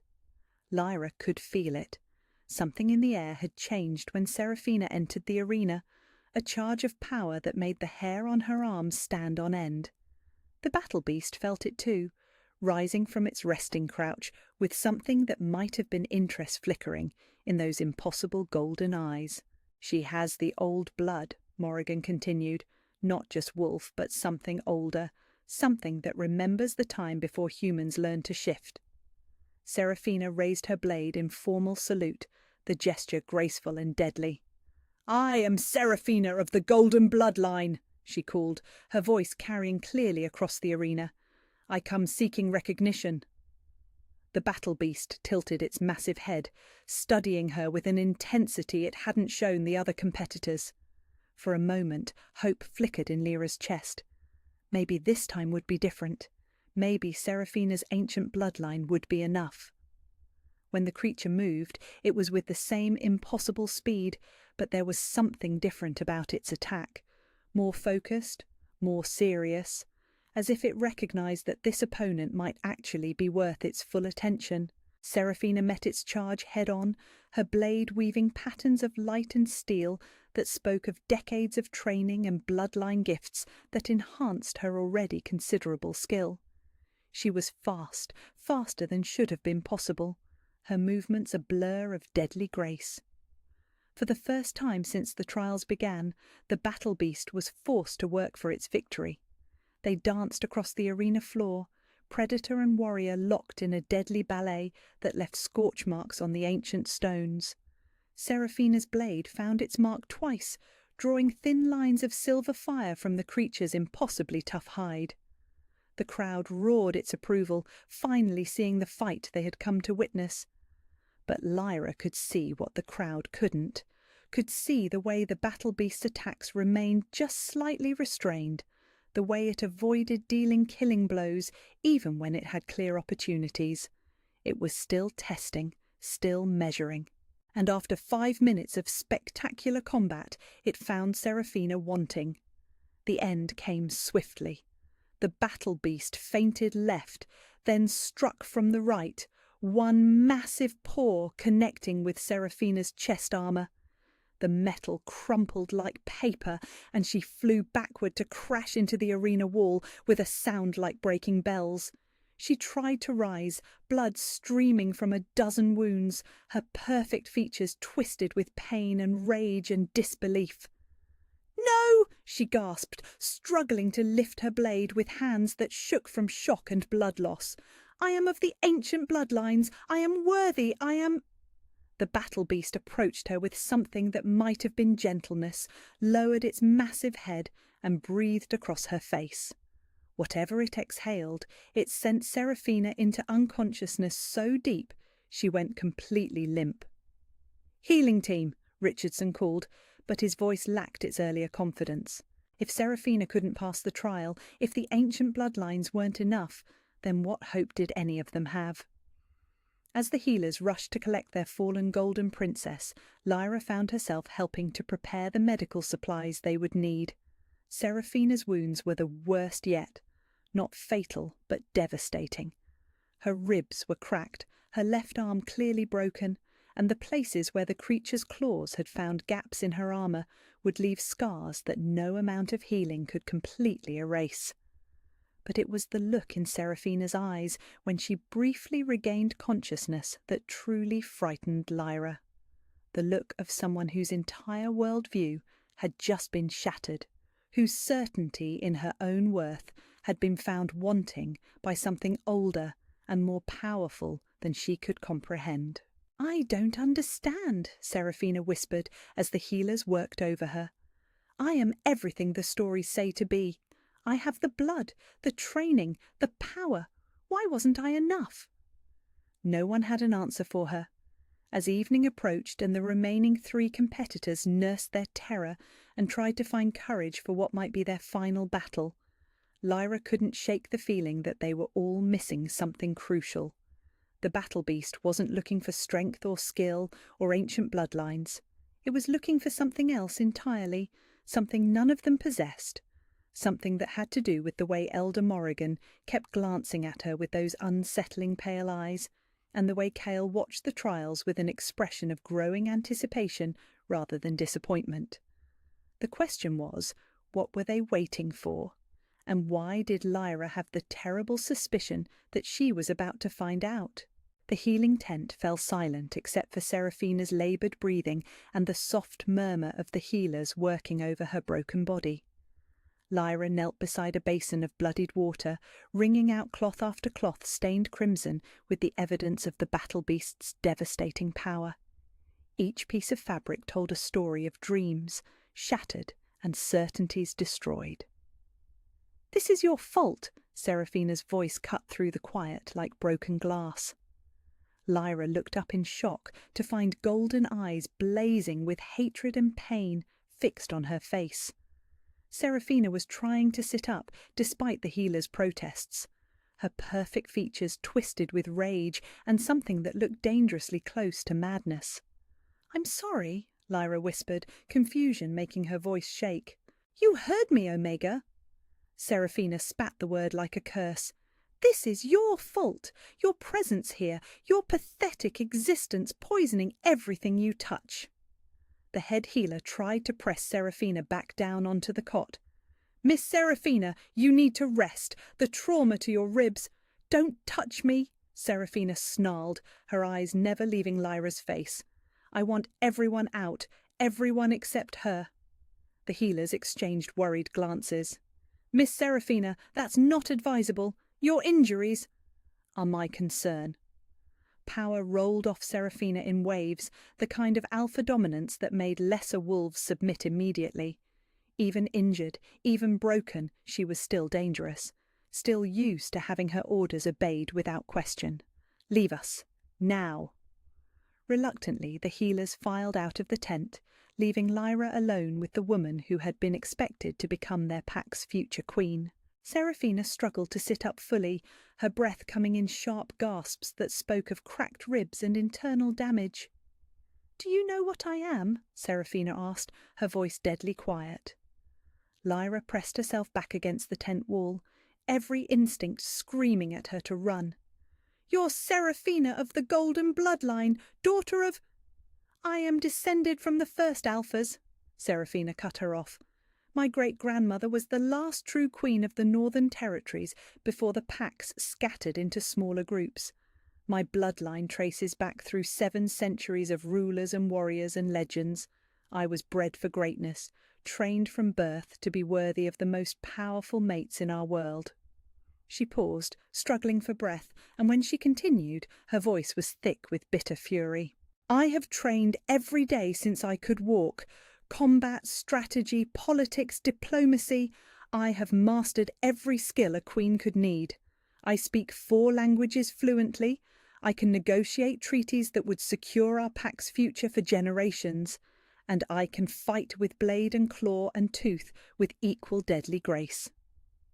Lyra said nothing, recognizing the dangerous edge in Seraphina's tone that meant any response would only fuel her rage.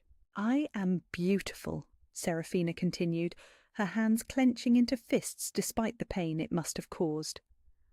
"Men have started wars over faces less lovely than mine.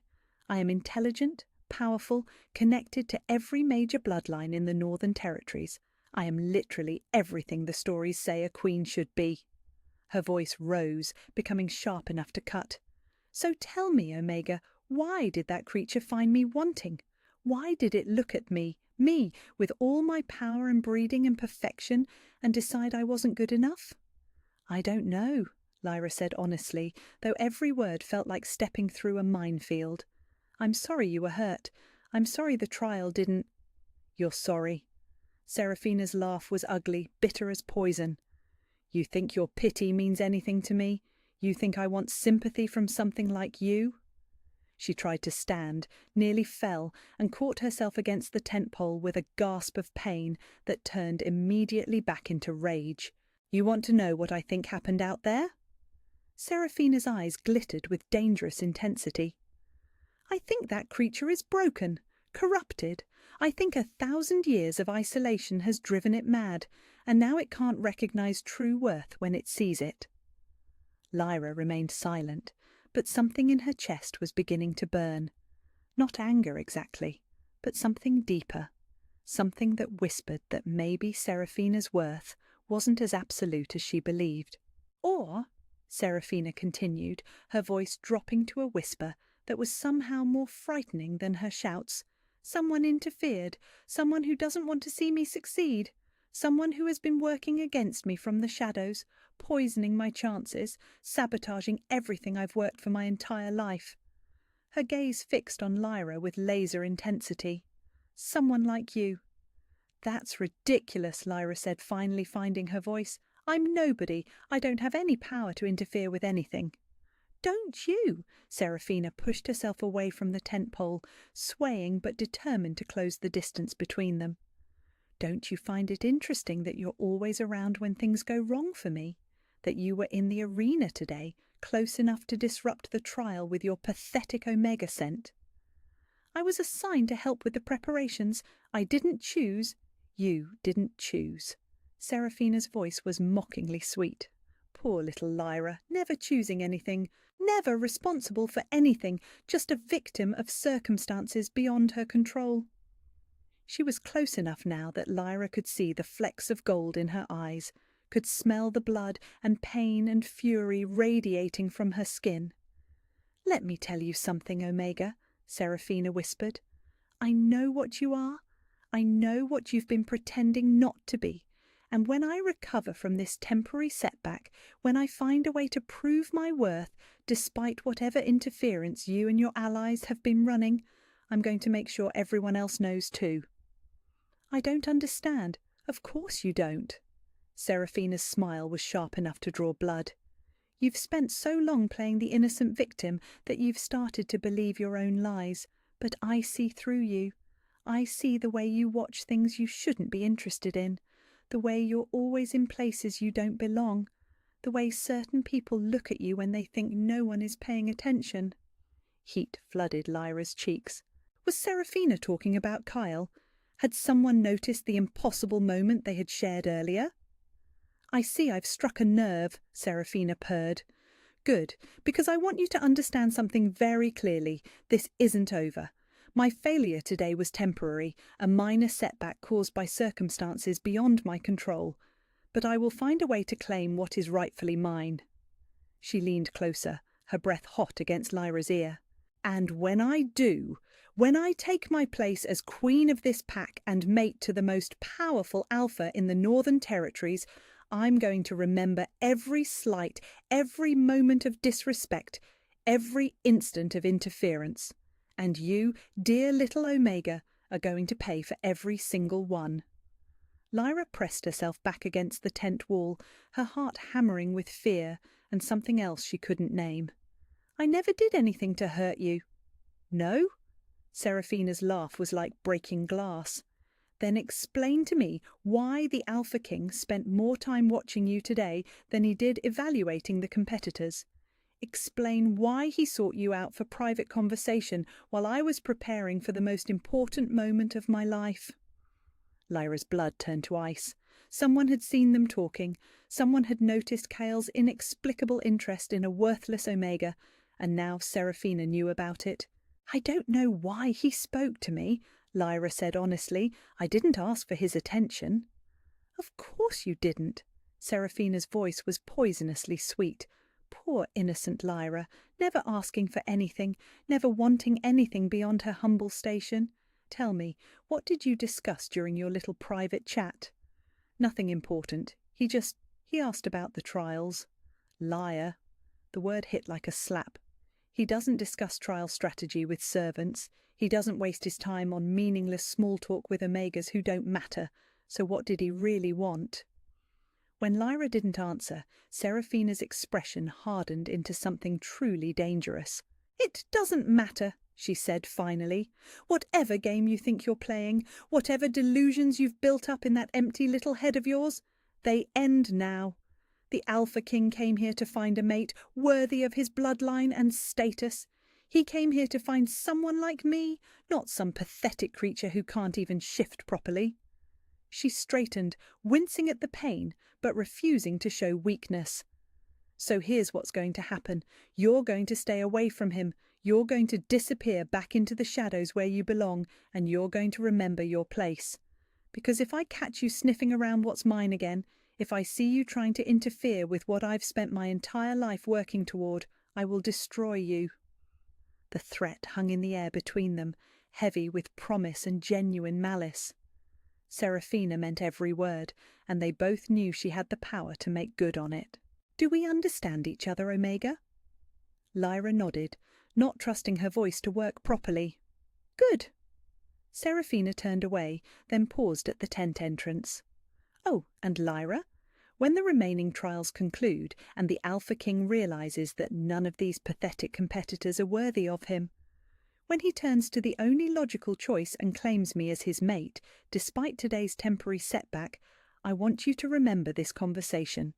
I want you to remember that you could have stayed in your proper place and lived out your meaningless little life in peace." She smiled, cold and beautiful and absolutely ruthless. "Instead, you chose to reach for things that were never meant for you. And now you're going to learn what happens to Omegas who forget their place." With that, she swept out of the tent, leaving Lyra alone with the smell of blood and the echo of threats that felt more like promises. Outside, she could hear the crowd beginning to gather for the evening trials.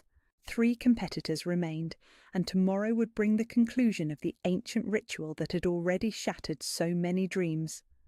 But all Lyra could think about was the look in Seraphina's eyes, the absolute certainty that she deserved everything she wanted simply by virtue of existing, and the growing realization that maybe, just maybe, that certainty was about to be tested in ways that would destroy more than just Seraphina's body.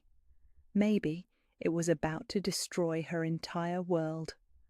The morning sun painted the arena stones in shades of gold and crimson, casting long shadows that seemed to writhe with anticipation. Lyra stood at the edge of the medical area, her hands trembling as she prepared bandages and healing salves for what everyone expected would be another brutal defeat. The remaining 3 competitors moved through their final preparations with the grim determination of men facing execution. But all eyes were on Seraphina.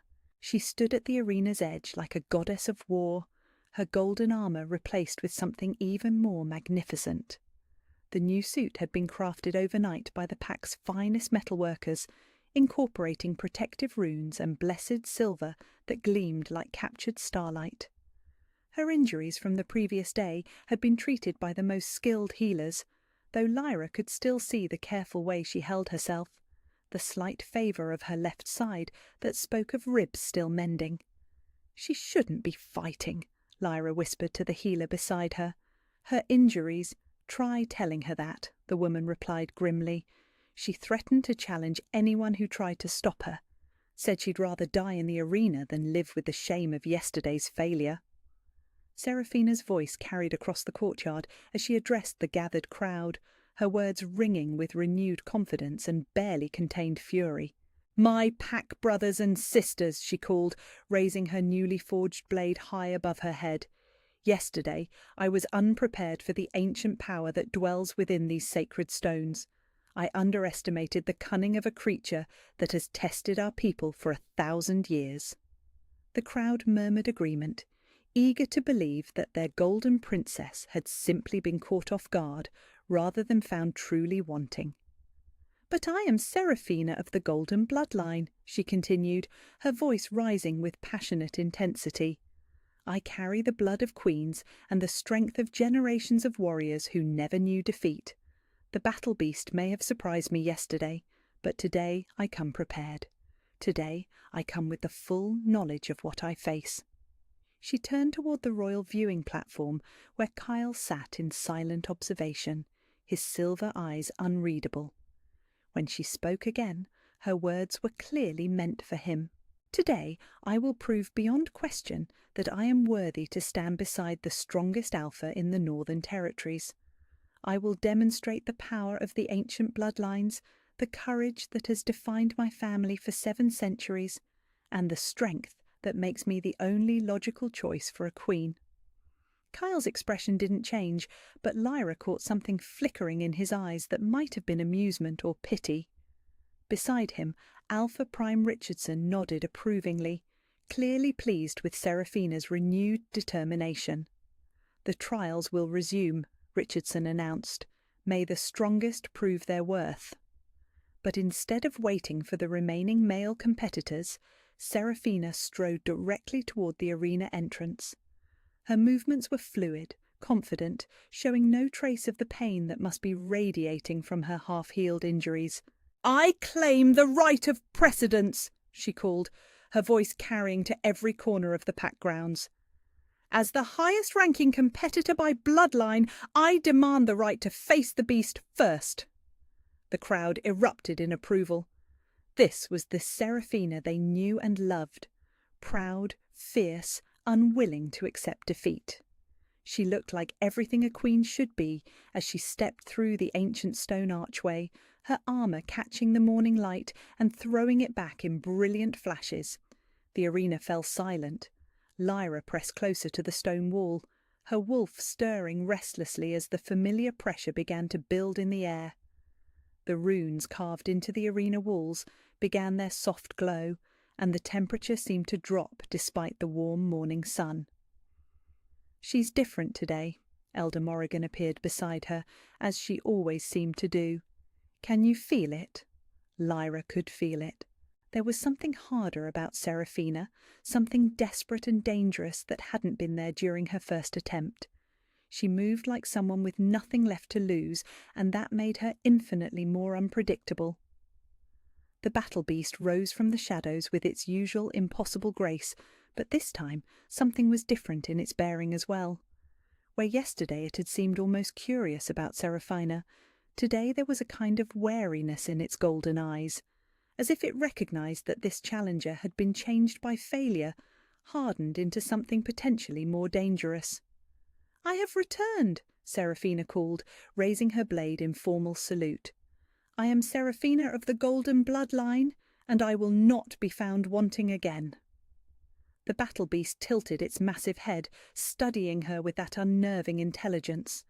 When it finally moved, there was no hesitation, no testing strikes. It came at her with the full fury of something that had been challenged and meant to end the challenge permanently. But Serafina was ready. She met its charge with a battle cry that rang off the arena walls, her blade weaving patterns of light and death that spoke of desperate determination and rage-fueled skill. Where yesterday she had fought with controlled precision, today she fought like a berserker, throwing everything she had into each strike. For a moment, it looked like it might work. Her blade found its mark again and again, drawing lines of silver fire from the creature's hide. She moved with inhuman speed, her enhanced reflexes pushed beyond their normal limits by sheer force of will. The crowd roared its approval as she landed blow after blow, proving that the ancient bloodlines still held power. But Lyra could see what the crowd couldn't, could see the way Serafina's movements were just slightly too wild, too desperate, could see the creature's attacks growing more focused, more deliberate, as if it was learning her new fighting style with each exchange. And most importantly, she could see the moment when the battle beast stopped playing. It happened without warning. 1 second Serafina was pressing her attack, her blade singing through the air in deadly arcs. The next, the creature moved with a speed that made its previous efforts look sluggish by comparison. The impact lifted Serafina off her feet and sent her flying across the arena. She hit the far wall with a sound like thunder, her perfect armour crumpling like paper under forces that should have killed her instantly. But she didn't die. She lay there for a moment, blood streaming from a dozen wounds, her breathing laboured and painful. Then, impossibly, she began to struggle to her feet. "No," she gasped, using her sword as a crutch to pull herself upright. "I won't. I can't." The battle beast watched her with something that might have been respect or pity. When it approached, there was no aggression in its movements, only a kind of gentle finality. "I am worthy," Serafina whispered, tears mixing with blood on her battered face. "I am everything you should want. I am perfect. I am—" The creature breathed across her face, and she collapsed into unconsciousness, just as she had the day before. But this time, as the healers rushed to collect her broken form, Serafina's eyes snapped open one last time.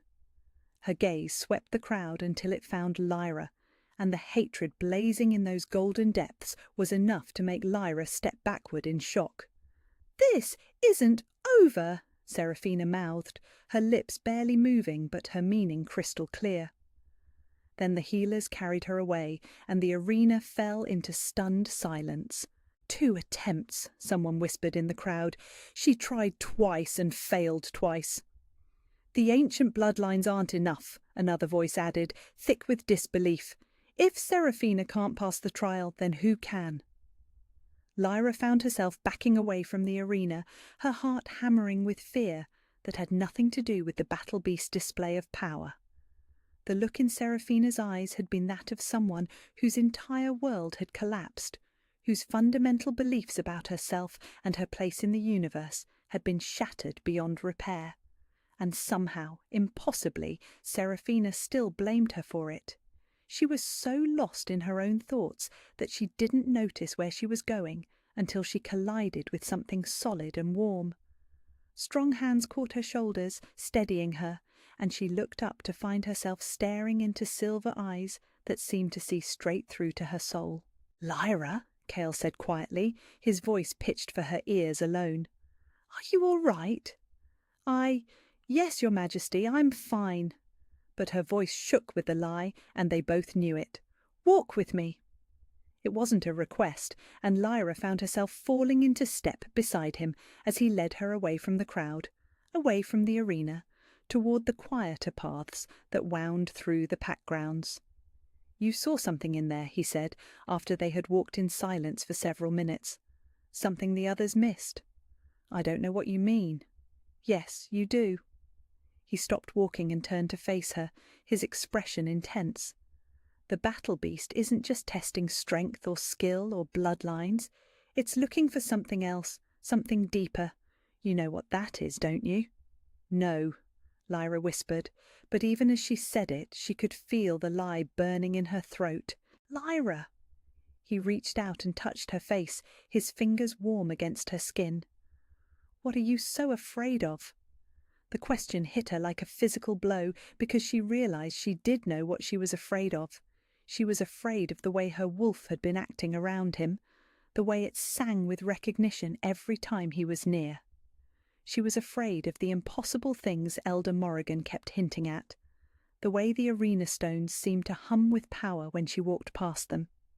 Most of all, she was afraid of the growing certainty that her entire life had been built on lies, and that the truth waiting to be uncovered would destroy everything she thought she knew about herself. "I'm afraid," she said finally, the words torn from somewhere deep in her chest, "that I'm not who I think I am." Kyle's eyes flared with something that looked dangerously like triumph. "No," he said softly, his thumb tracing along her cheekbone. "I don't think you are either." Before she could ask what he meant, the sound of approaching voices made them spring apart. A group of pack members was heading their way, and the last thing either of them needed was to be caught in what would look like a romantic embrace. "Find me tonight," Kyle said quietly as they hurried back toward the main grounds. "After the trials conclude, there are things you need to know, truths that have been kept from you for far too long." "Your Majesty, I don't think—" "Tonight, Lyra." His voice carried all the authority of a king, but underneath it she heard something that sounded almost like desperation. "Please."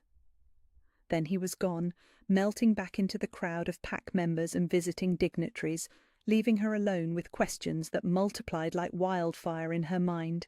The remaining trials would conclude today, and somehow she knew that when they did, nothing would ever be the same again. But first, she had to survive whatever vengeance Seraphina was planning, and the growing certainty that her carefully ordered world was about to come crashing down around her. The remaining competitors fell like wheat before a scythe. Thomas, the youngest of the 3 Desert Clan brothers, lasted barely 30 seconds before the battle beast sent him crashing into the arena wall.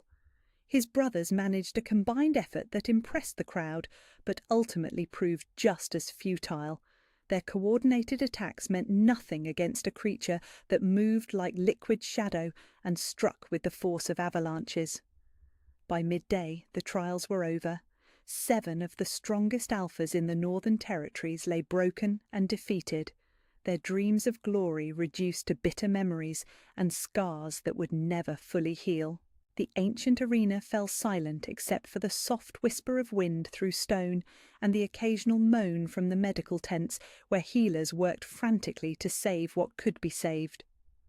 Lyra moved through her duties like a ghost, cleaning bloodied bandages and preparing salves for wounds that spoke of impossible violence.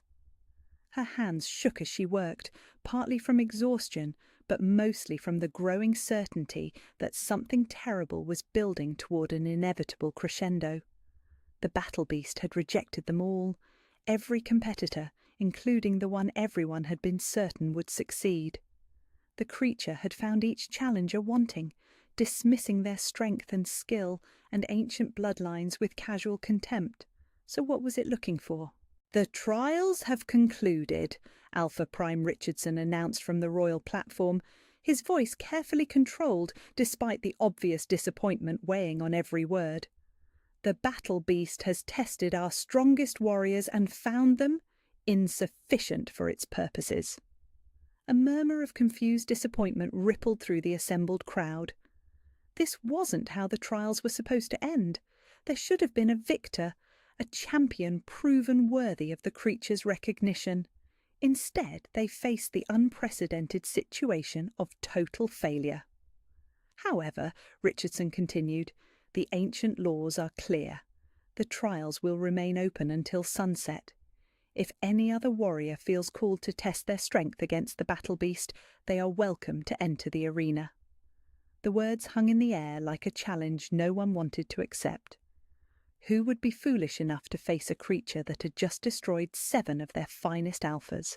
What warrior could possibly hope to succeed where Seraphina and her ancient bloodlines had failed so spectacularly? Lyra was carrying a basin of fresh water toward the medical tents when it happened. She rounded a corner near the old storage building and walked directly into chaos. "You pathetic omega bitch!" Seraphina's voice cracked like a whip across the small courtyard. She stood near the building's entrance, swaying slightly but upright despite her injuries. Her golden hair was matted with dried blood, her face mottled with bruises that turned her classical beauty into something frightening. But it was her eyes that made Lyra's blood turn to ice. They burned with the kind of hatred that destroyed kingdoms. "Seraphina," Lyra said carefully, setting down the basin and raising her hands in a gesture of peace. "You shouldn't be out of bed. Your injuries—" "My injuries?" Seraphina laughed, the sound sharp enough to cut glass. "You want to discuss my injuries? The ones I received because of your interference?" "I didn't interfere with anything. I was never even in the arena." "Liar!" Seraphina lunged forward, moving with desperate fury that overcame her physical pain. Her hands closed around Lyra's throat before she could react, driving her backward against the stone wall with brutal force. "You poisoned my chances somehow, you and whatever allies you've been working with." Lyra clawed at the hands around her throat, panic flooding her system as Seraphina's fingers tightened with inhuman strength. "Please," she gasped, "I don't know what you're talking about." "The Alpha King," Seraphina snarled, pressing closer until Lyra could see the madness dancing in her golden eyes. "He was supposed to choose me. It was destined, prophesied, written in the very stars themselves. But somehow you corrupted that destiny." You can't what?" Seraphina's grip loosened slightly, allowing Lyra to drag in a desperate breath. "You can't explain why he watches you instead of me. You can't account for why he seeks you out for private conversations while I prepare for the most important moments of my life." Fear and confusion swirled through Lyra's mind, but underneath them something else was beginning to stir. Something that had been sleeping for 23 years was waking up, responding to mortal danger with a fury that made her bones ache. "Let me go," she whispered, and there was something in her voice that made Seraphina's eyes widen with surprise. "What did you just say to me?" "I said let me go." The words came out stronger this time, carrying a note of command that seemed to come from somewhere deep in her chest. Release me, and we can talk about this rationally." Instead of complying, Seraphina's hands tightened again, cutting off Lyra's air with vicious intent. "You don't give me orders, Omega. You don't speak to your betters with that tone. You—" She stopped speaking abruptly, her eyes going wide with shock and something that might have been terror. The scent that had begun to rise from Lyra's skin was impossible, wrong in every way that mattered. Silver and starlight, ancient power and royal blood. The scent of someone who belonged at the very top of the hierarchy, not scraping along at the bottom.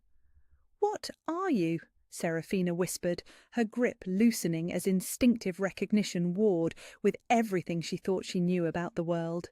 Lyra didn't know how to answer, because she didn't understand what was happening to her either. Power was flooding through her veins like liquid fire, awakening parts of herself she had never known existed. Her wolf wasn't just pacing anymore. It was rising, pressing against her ribs with desperate intensity, demanding to be acknowledged. "I don't know," she said honestly, but her voice carried harmonics that made the very air shimmer with potential. That was when the scream tore through the afternoon silence. Both women turned toward the sound, recognizing immediately that it had come from the direction of the arena. But this wasn't the roar of the battle beast or the cry of a wounded competitor. This was something else entirely. A sound of recognition and greeting and wild, impossible joy. "What was that?" Seraphina demanded, her hands falling away from Lyra's throat as they both strained to listen. Another sound followed the first, deeper and more resonant, a howl that seemed to come from the very stones of the arena itself, ancient beyond measure, and filled with an acknowledgement that made Lyra's newly awakened power sing in response. "The battle beast," she whispered, understanding flooding through her with crystalline clarity. "It's calling for someone." "Impossible," Seraphina said, but her voice lacked conviction. "The trials are over. No one else is brave enough to—" She stopped as she saw the expression on Lyra's face, saw the way silver light had begun to flicker around her pupils, the way power radiated from her skin in waves that spoke of bloodlines older and more potent than anything the Northern Territories had seen in centuries. "No," Seraphina breathed, backing away with growing horror.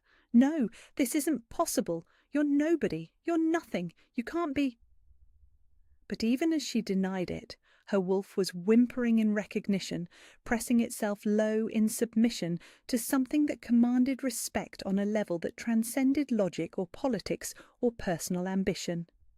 The battle beast howled again, longer this time, and the sound seemed to resonate in Lyra's very bones. It wasn't a challenge or a threat. It was a summons.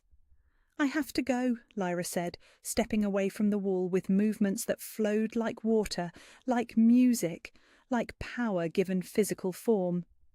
"Don't you dare," Seraphina snarled, but the command lacked its usual authority. "Don't you dare think you can waltz into that arena and succeed where I failed. You don't have the strength, the training, the bloodline." "Don't I?" Lyra asked, and the question hung in the air between them like a sword waiting to fall. Before Seraphina could answer, before she could voice the denials and threats and desperate rationalizations that were building behind her eyes, Lyra turned and walked toward the arena. She moved through the packed grounds like someone in a dream, her feet carrying her forward without conscious direction.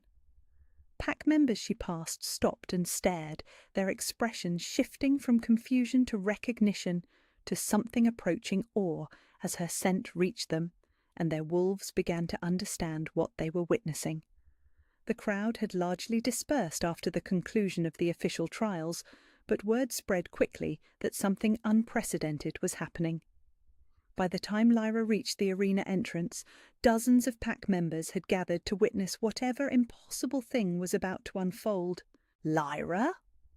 Alpha Prime Richardson's voice carried shock and disbelief as he spotted her approaching the sacred stones. "What are you doing?" She looked up at the royal platform where he sat beside Kyle, and for the first time in her life she met an Alpha's gaze without flinching or looking away. "I'm answering the call," she said simply. Kyle leaned forward in his seat, his silver eyes blazing with something that looked like triumph and terror in equal measure. "Are you certain?" The question carried more weight than it should have, layers of meaning that spoke of destinies and bloodlines and truths that had been hidden for decades. Lyra felt the ancient power in her veins pulse in response, felt her wolf rising to meet whatever waited beyond the stone archway. "I'm certain," she said, and stepped into the arena. The moment her feet touched the ancient floor, everything changed.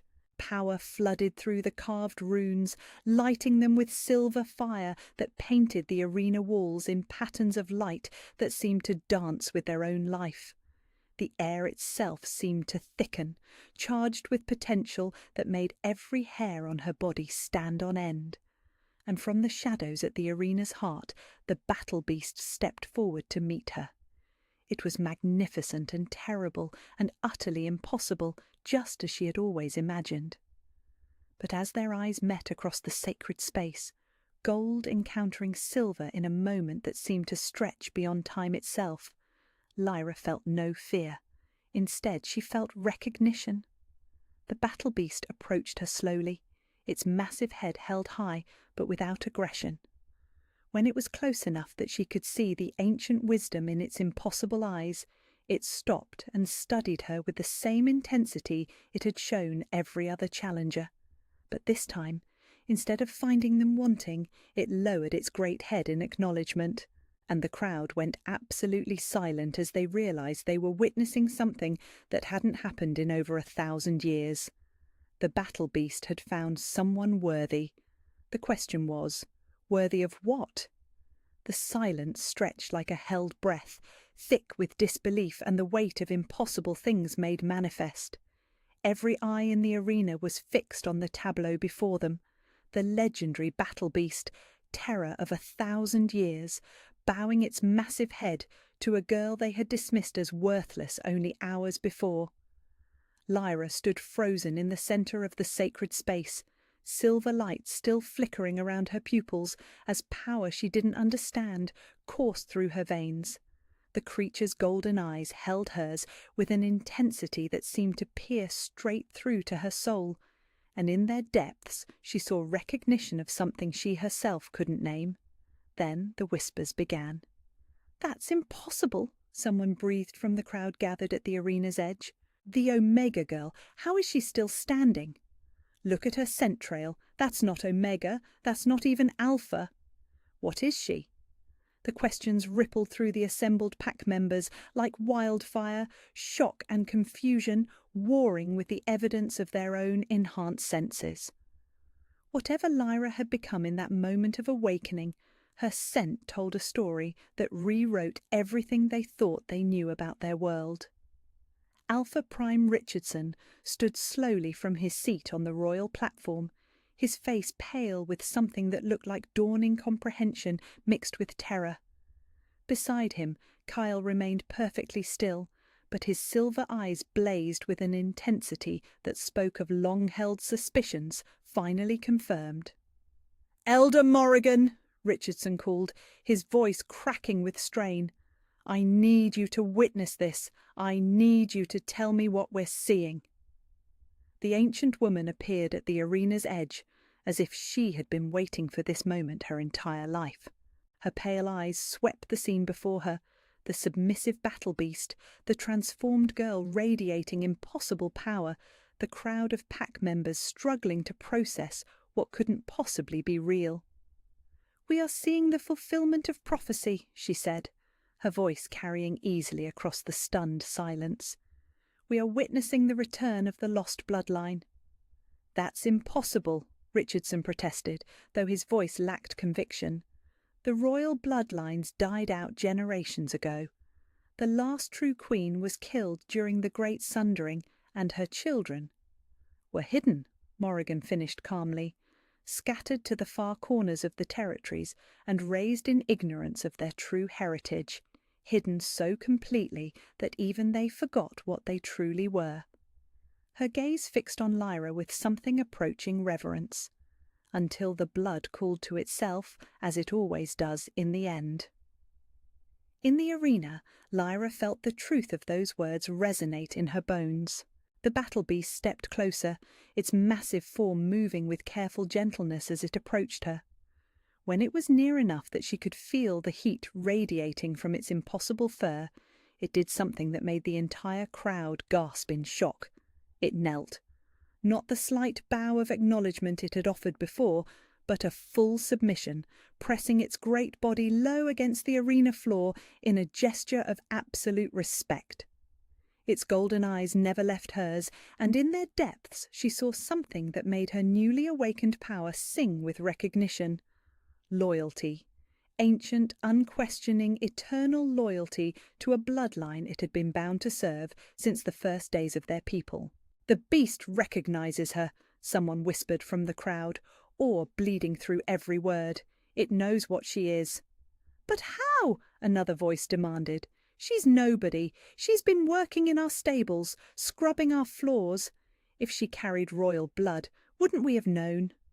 "Would you?" Elder Morrigan asked, turning to address the crowd directly. "Tell me, when did any of you last truly look, at the girl you dismissed as worthless? When did any of you consider that perhaps her inability to shift properly wasn't weakness, but power held under such tight control that even she didn't understand it?"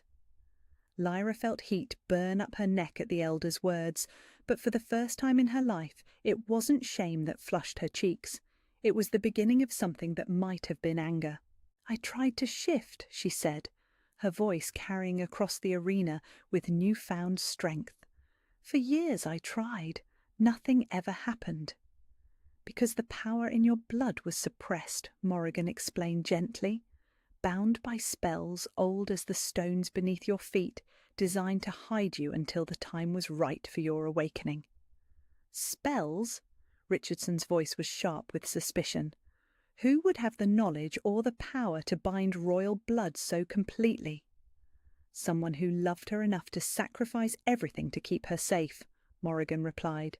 "Someone who knew that the enemies who destroyed her family would never stop hunting for survivors."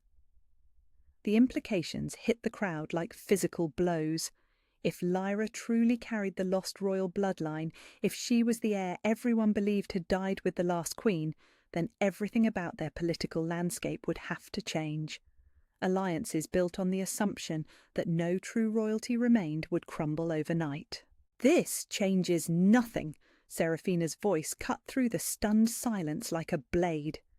She stood at the arena's entrance, swaying but upright, her golden hair matted with blood and her beautiful face twisted with desperate denial. "Even if she carries some trace of ancient blood, she's still untrained, unworthy, unfit to lead anyone." The battle beast's head swung towards Seraphina, and the sound that emerged from its throat was unlike anything Lyra had ever heard. Not quite a growl, not quite a roar, but something that spoke of offence taken and boundaries crossed. Power rolled off the creature in waves, and every wolf present, Alpha, Beta, and Omega alike, felt their knees grow weak with the instinctive urge to submit. "The beast disagrees," Morrigan observed mildly. "The beast is ancient and possibly mad," Seraphina snarled, though she took an involuntary step backward as those golden eyes fixed on her. "It doesn't understand modern politics or the realities of leadership in today's world." "Doesn't it?" Kyle's voice was quiet, but it carried the unmistakable authority of absolute power. He stood slowly, his silver eyes moving from Seraphina to Lyra to the battle beast with calculating intensity. "Or does it understand something we've forgotten in our obsession with bloodline purity and political advantage?" He stepped down from the royal platform, moving with the fluid grace of a predator who had never known fear. The crowd parted before him like water, instinctive recognition of his dominance making space for his passage. "Tell me, Seraphina," he continued, never taking his eyes off Lyra, "in all your years of training, all your preparation to be the perfect political mate, did anyone ever teach you what the battle beast was really testing for?" Strength, Seraphina replied immediately. Courage, the worthiness to lead. Wrong. Kale reached the arena's edge and stepped through the ancient archway without hesitation.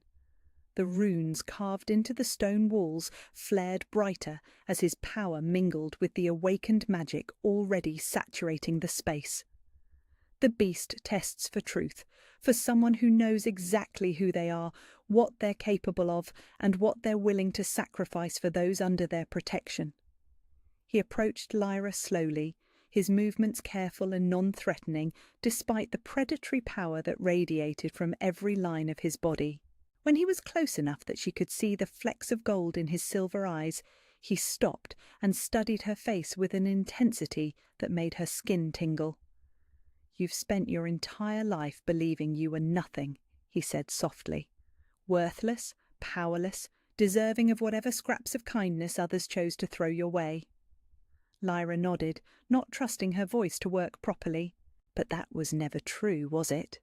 His hand rose to cup her cheek, his thumb brushing across skin that still hummed with awakened power. Deep down, in the parts of yourself you tried to ignore, you always knew you were something more. "I hoped," she whispered, the admission torn from somewhere deep in her chest. "Sometimes, when no one was looking, I let myself hope that maybe I mattered. Maybe I deserved something better than emptying slop buckets and being invisible." "You deserve everything," Kale said, and there was something in his voice that made the battle beast rumble with approval. "You deserve to stand beside the strongest alphas as an equal. You deserve to be seen, valued, cherished for the extraordinary creature you truly are." His other hand came up to frame her face, and Lyra felt something click into place between them that was deeper than attraction, more fundamental than desire. It was recognition on a soul level, the universe acknowledging that these two beings were meant to find each other across whatever obstacles fate chose to place in their path. "Mate," she breathed, the word torn from her lips without conscious thought. "Mate," he agreed, and the golden thread that snapped into place between them was visible to every enhanced eye in the arena. The crowd erupted. Some voices rose in celebration, recognizing the profound significance of a royal mating bond forming before their eyes. Others cried out in protest, unwilling to accept that their carefully ordered political world had just been turned upside down by a girl they had dismissed as nobody important. But loudest of all was Seraphina's scream of pure rage. "No!"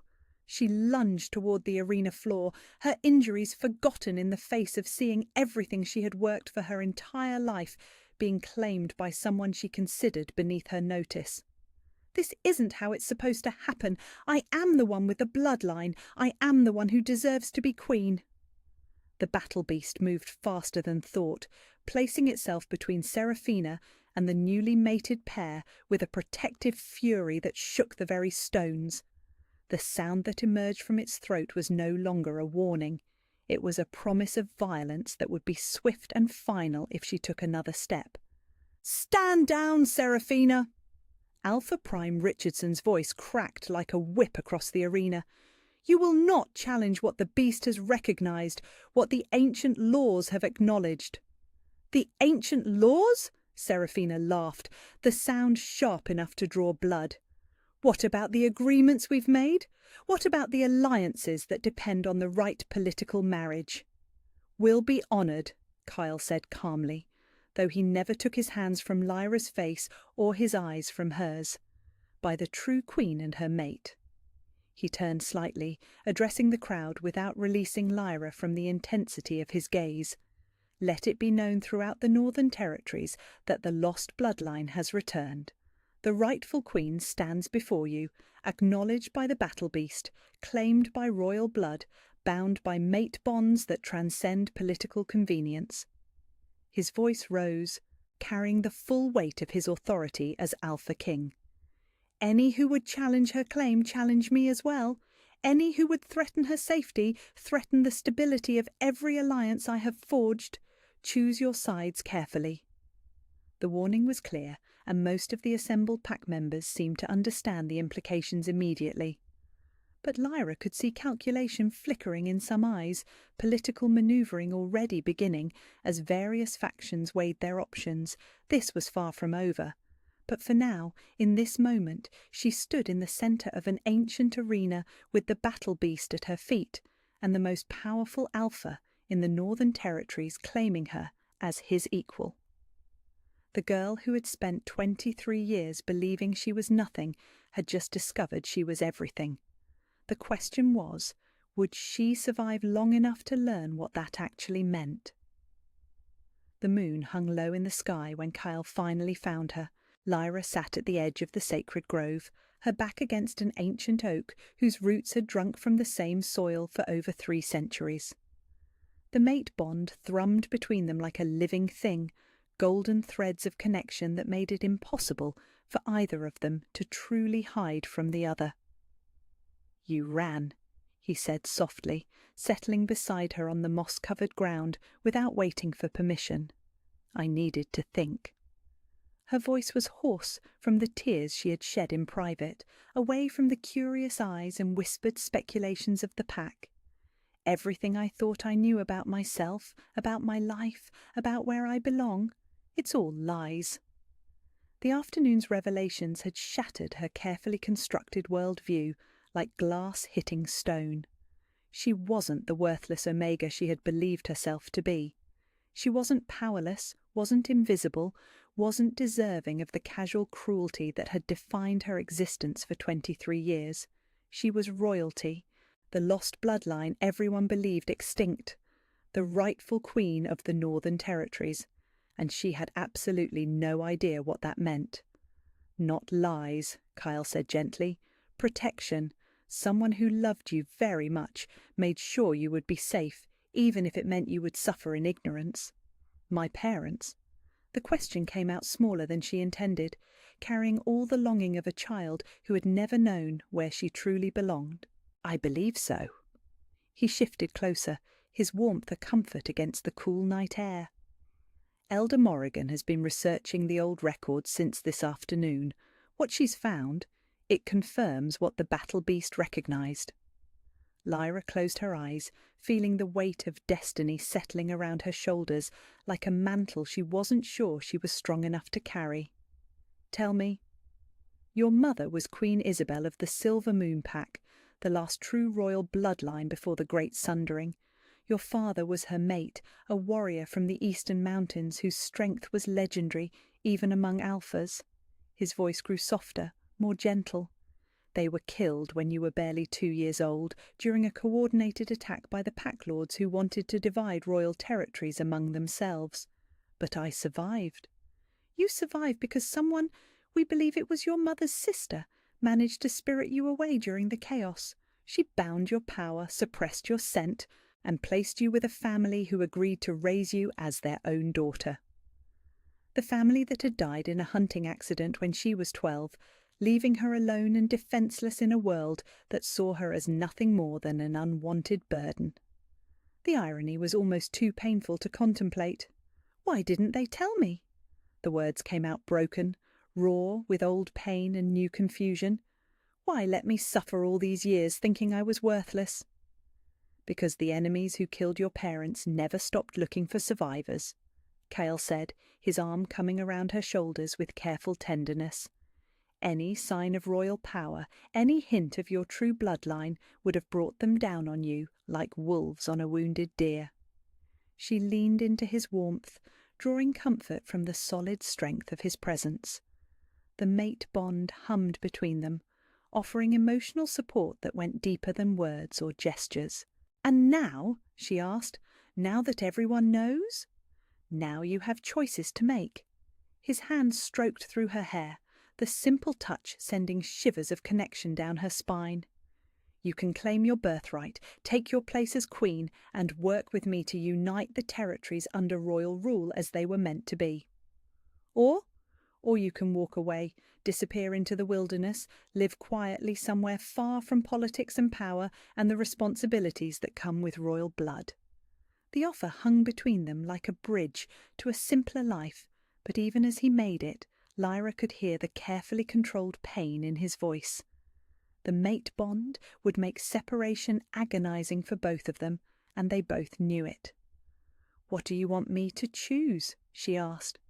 "I want you to choose whatever will make you happy," he said, though the golden thread connecting their souls carried the truth his words didn't voice. He wanted her to stay, wanted her to claim her power and stand beside him as an equal. Wanted it with a desperation that took her breath away. "I don't know how to be a queen," she whispered. "I don't know anything about politics or leadership or commanding respect from people who have spent their entire lives dismissing me as nothing." "You'll learn." His lips pressed against her temple, the kiss gentle but full of absolute faith. "You have the blood, the power, and something more important than either of those." "What?" "Compassion." He pulled back to meet her eyes, silver encountering gold in the moonlight. "You've lived at the bottom of the hierarchy, Lyra. You understand what it means to be powerless, to be overlooked, to have your worth determined by others. That understanding will make you a better leader than someone who was born to privilege and never questioned their right to rule." The words settled into her heart like seeds taking root, offering the first glimmer of hope that maybe she could grow into the role destiny had carved out for her. "There's something else," she said, the admission pulled from deep in her chest. "This afternoon, when Seraphina was choking me, when I thought I might die, I felt something wake up inside me, something that wanted to fight back." "Your wolf?" "More than that." She struggled to find words for sensations that defied description. "It felt like there was this sleeping giant in my chest, and for the first time in my life it opened its eyes and looked around and got angry about what it saw." Kyle's smile was sharp, predatory, full of pride that made her newly awakened power purr with satisfaction. "That's your royal heritage asserting itself. The strength that's been suppressed all these years, finally free to defend what's yours." "What's mine?" "Your dignity. Your right to exist without apology, your claim to respect and consideration and love." His thumb brushed across her cheekbone, the touch reverent. "Everything you were denied growing up is yours by right. Lyra, you just have to be strong enough to take it." The conversation was interrupted by the soft sound of footsteps approaching through the grove.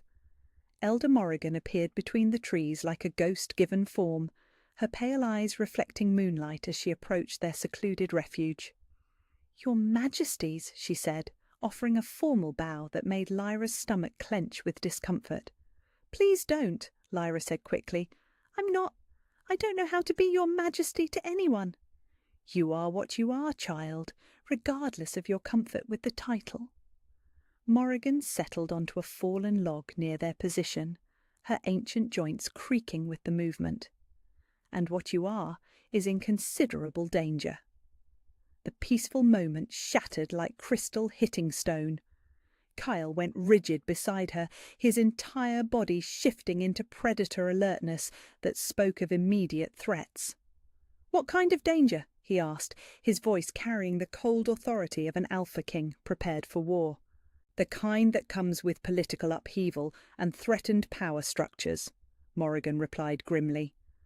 "Word of this afternoon's events is spreading through the territories faster than wildfire. By tomorrow night, every pack lord within 500 miles will know that the lost royal bloodline has returned." "That's good," Lyra said, though uncertainty coloured her voice. "Isn't it? If I truly am the rightful queen—" "You are," Morrigan interrupted firmly. "But not everyone will be pleased by that revelation. The current pack lords have spent decades building power bases that depend on the assumption that no true royalty remains. Your existence threatens to upset political arrangements that have taken generations to establish." Kyle's arm tightened around Alira's shoulders, protective fury radiating from him in waves. "Let them be upset. Anyone who challenges her claim will answer to me." "And me," a new voice added from the shadows. Alpha Prime Richardson stepped into the moonlit clearing, flanked by 3 of his most trusted warriors. But instead of the hostility Lyra had expected, his expression carried something that might have been relief mixed with determined loyalty. Richardson, Kyle acknowledged with a slight nod. Your Majesty, Your Majesty. Richardson offered formal bows to both of them, his manner respectful, but not servile. I've come to pledge my pack's allegiance to the rightful queen and her mate. The words hit Lyra like a physical blow, her first official acknowledgement as queen, offered freely by the Alpha who had every political reason to oppose her claim. Why? She asked, unable to keep the question locked behind her teeth. Richardson's smile was rueful. Because I remember what the territories were like under royal rule. United, prosperous, focused on the greater good, rather than individual power plays. We've spent 30 years watching the pack lords tear each other apart over scraps of territory and political advantage. He looked directly at her, his eyes carrying the weight of hard-earned wisdom. You offer something we haven't had in a generation, Your Majesty. The possibility of peace through strength rather than balance through fear. Others won't see it that way, Morrigan warned. Already there are whispers of challenge, of demands for proof beyond what the battle beast provided. What kind of proof? Lyra asked, though she suspected she already knew the answer. Combat, Kale said grimly. They'll demand trial by combat, the right to test your strength against champions of their choosing. The prospect should have terrified her. A day ago it would have sent her running for the nearest hiding place. But now, with royal power singing in her veins and the mate bond offering strength beyond her own, Lyra found herself considering the possibility with something approaching anticipation. Let them come, she said quietly, and was surprised by the steel in her own voice. Lyra, Kale started. No. She pulled away from his protective embrace, standing to face the small group assembled in the moonlit grove. I've spent my entire life running from conflict, hiding from confrontation, accepting whatever scraps of dignity others chose to throw my way. If there are those who want to challenge my right to exist, to claim my birthright, to stand as an equal among the strongest alphas in the territories, then let them come. Power flared around her as she spoke, silver light dancing along her skin like captured starfire. The ancient oak at her back creaked and rustled despite the still air, responding to energies that hadn't walked the earth in over 30 years. But they should understand, she continued, her voice carrying harmonics that spoke of bloodlines older than memory, that I am not the frightened Omega girl they remember from this morning. I am Queen Lyra of the Silver Moon bloodline, mate to the Alpha King, acknowledged by the battle beast itself. Her eyes blazed with silver fire as she met each gaze in turn. And I am done pretending to be anything less than what I am. The declaration hung in the night air like a thrown gauntlet, and Lyra felt the last chains of her old identity crack and fall away. Whatever came next, whoever chose to stand with her or against her, she would meet it as herself, finally, completely, unapologetically herself.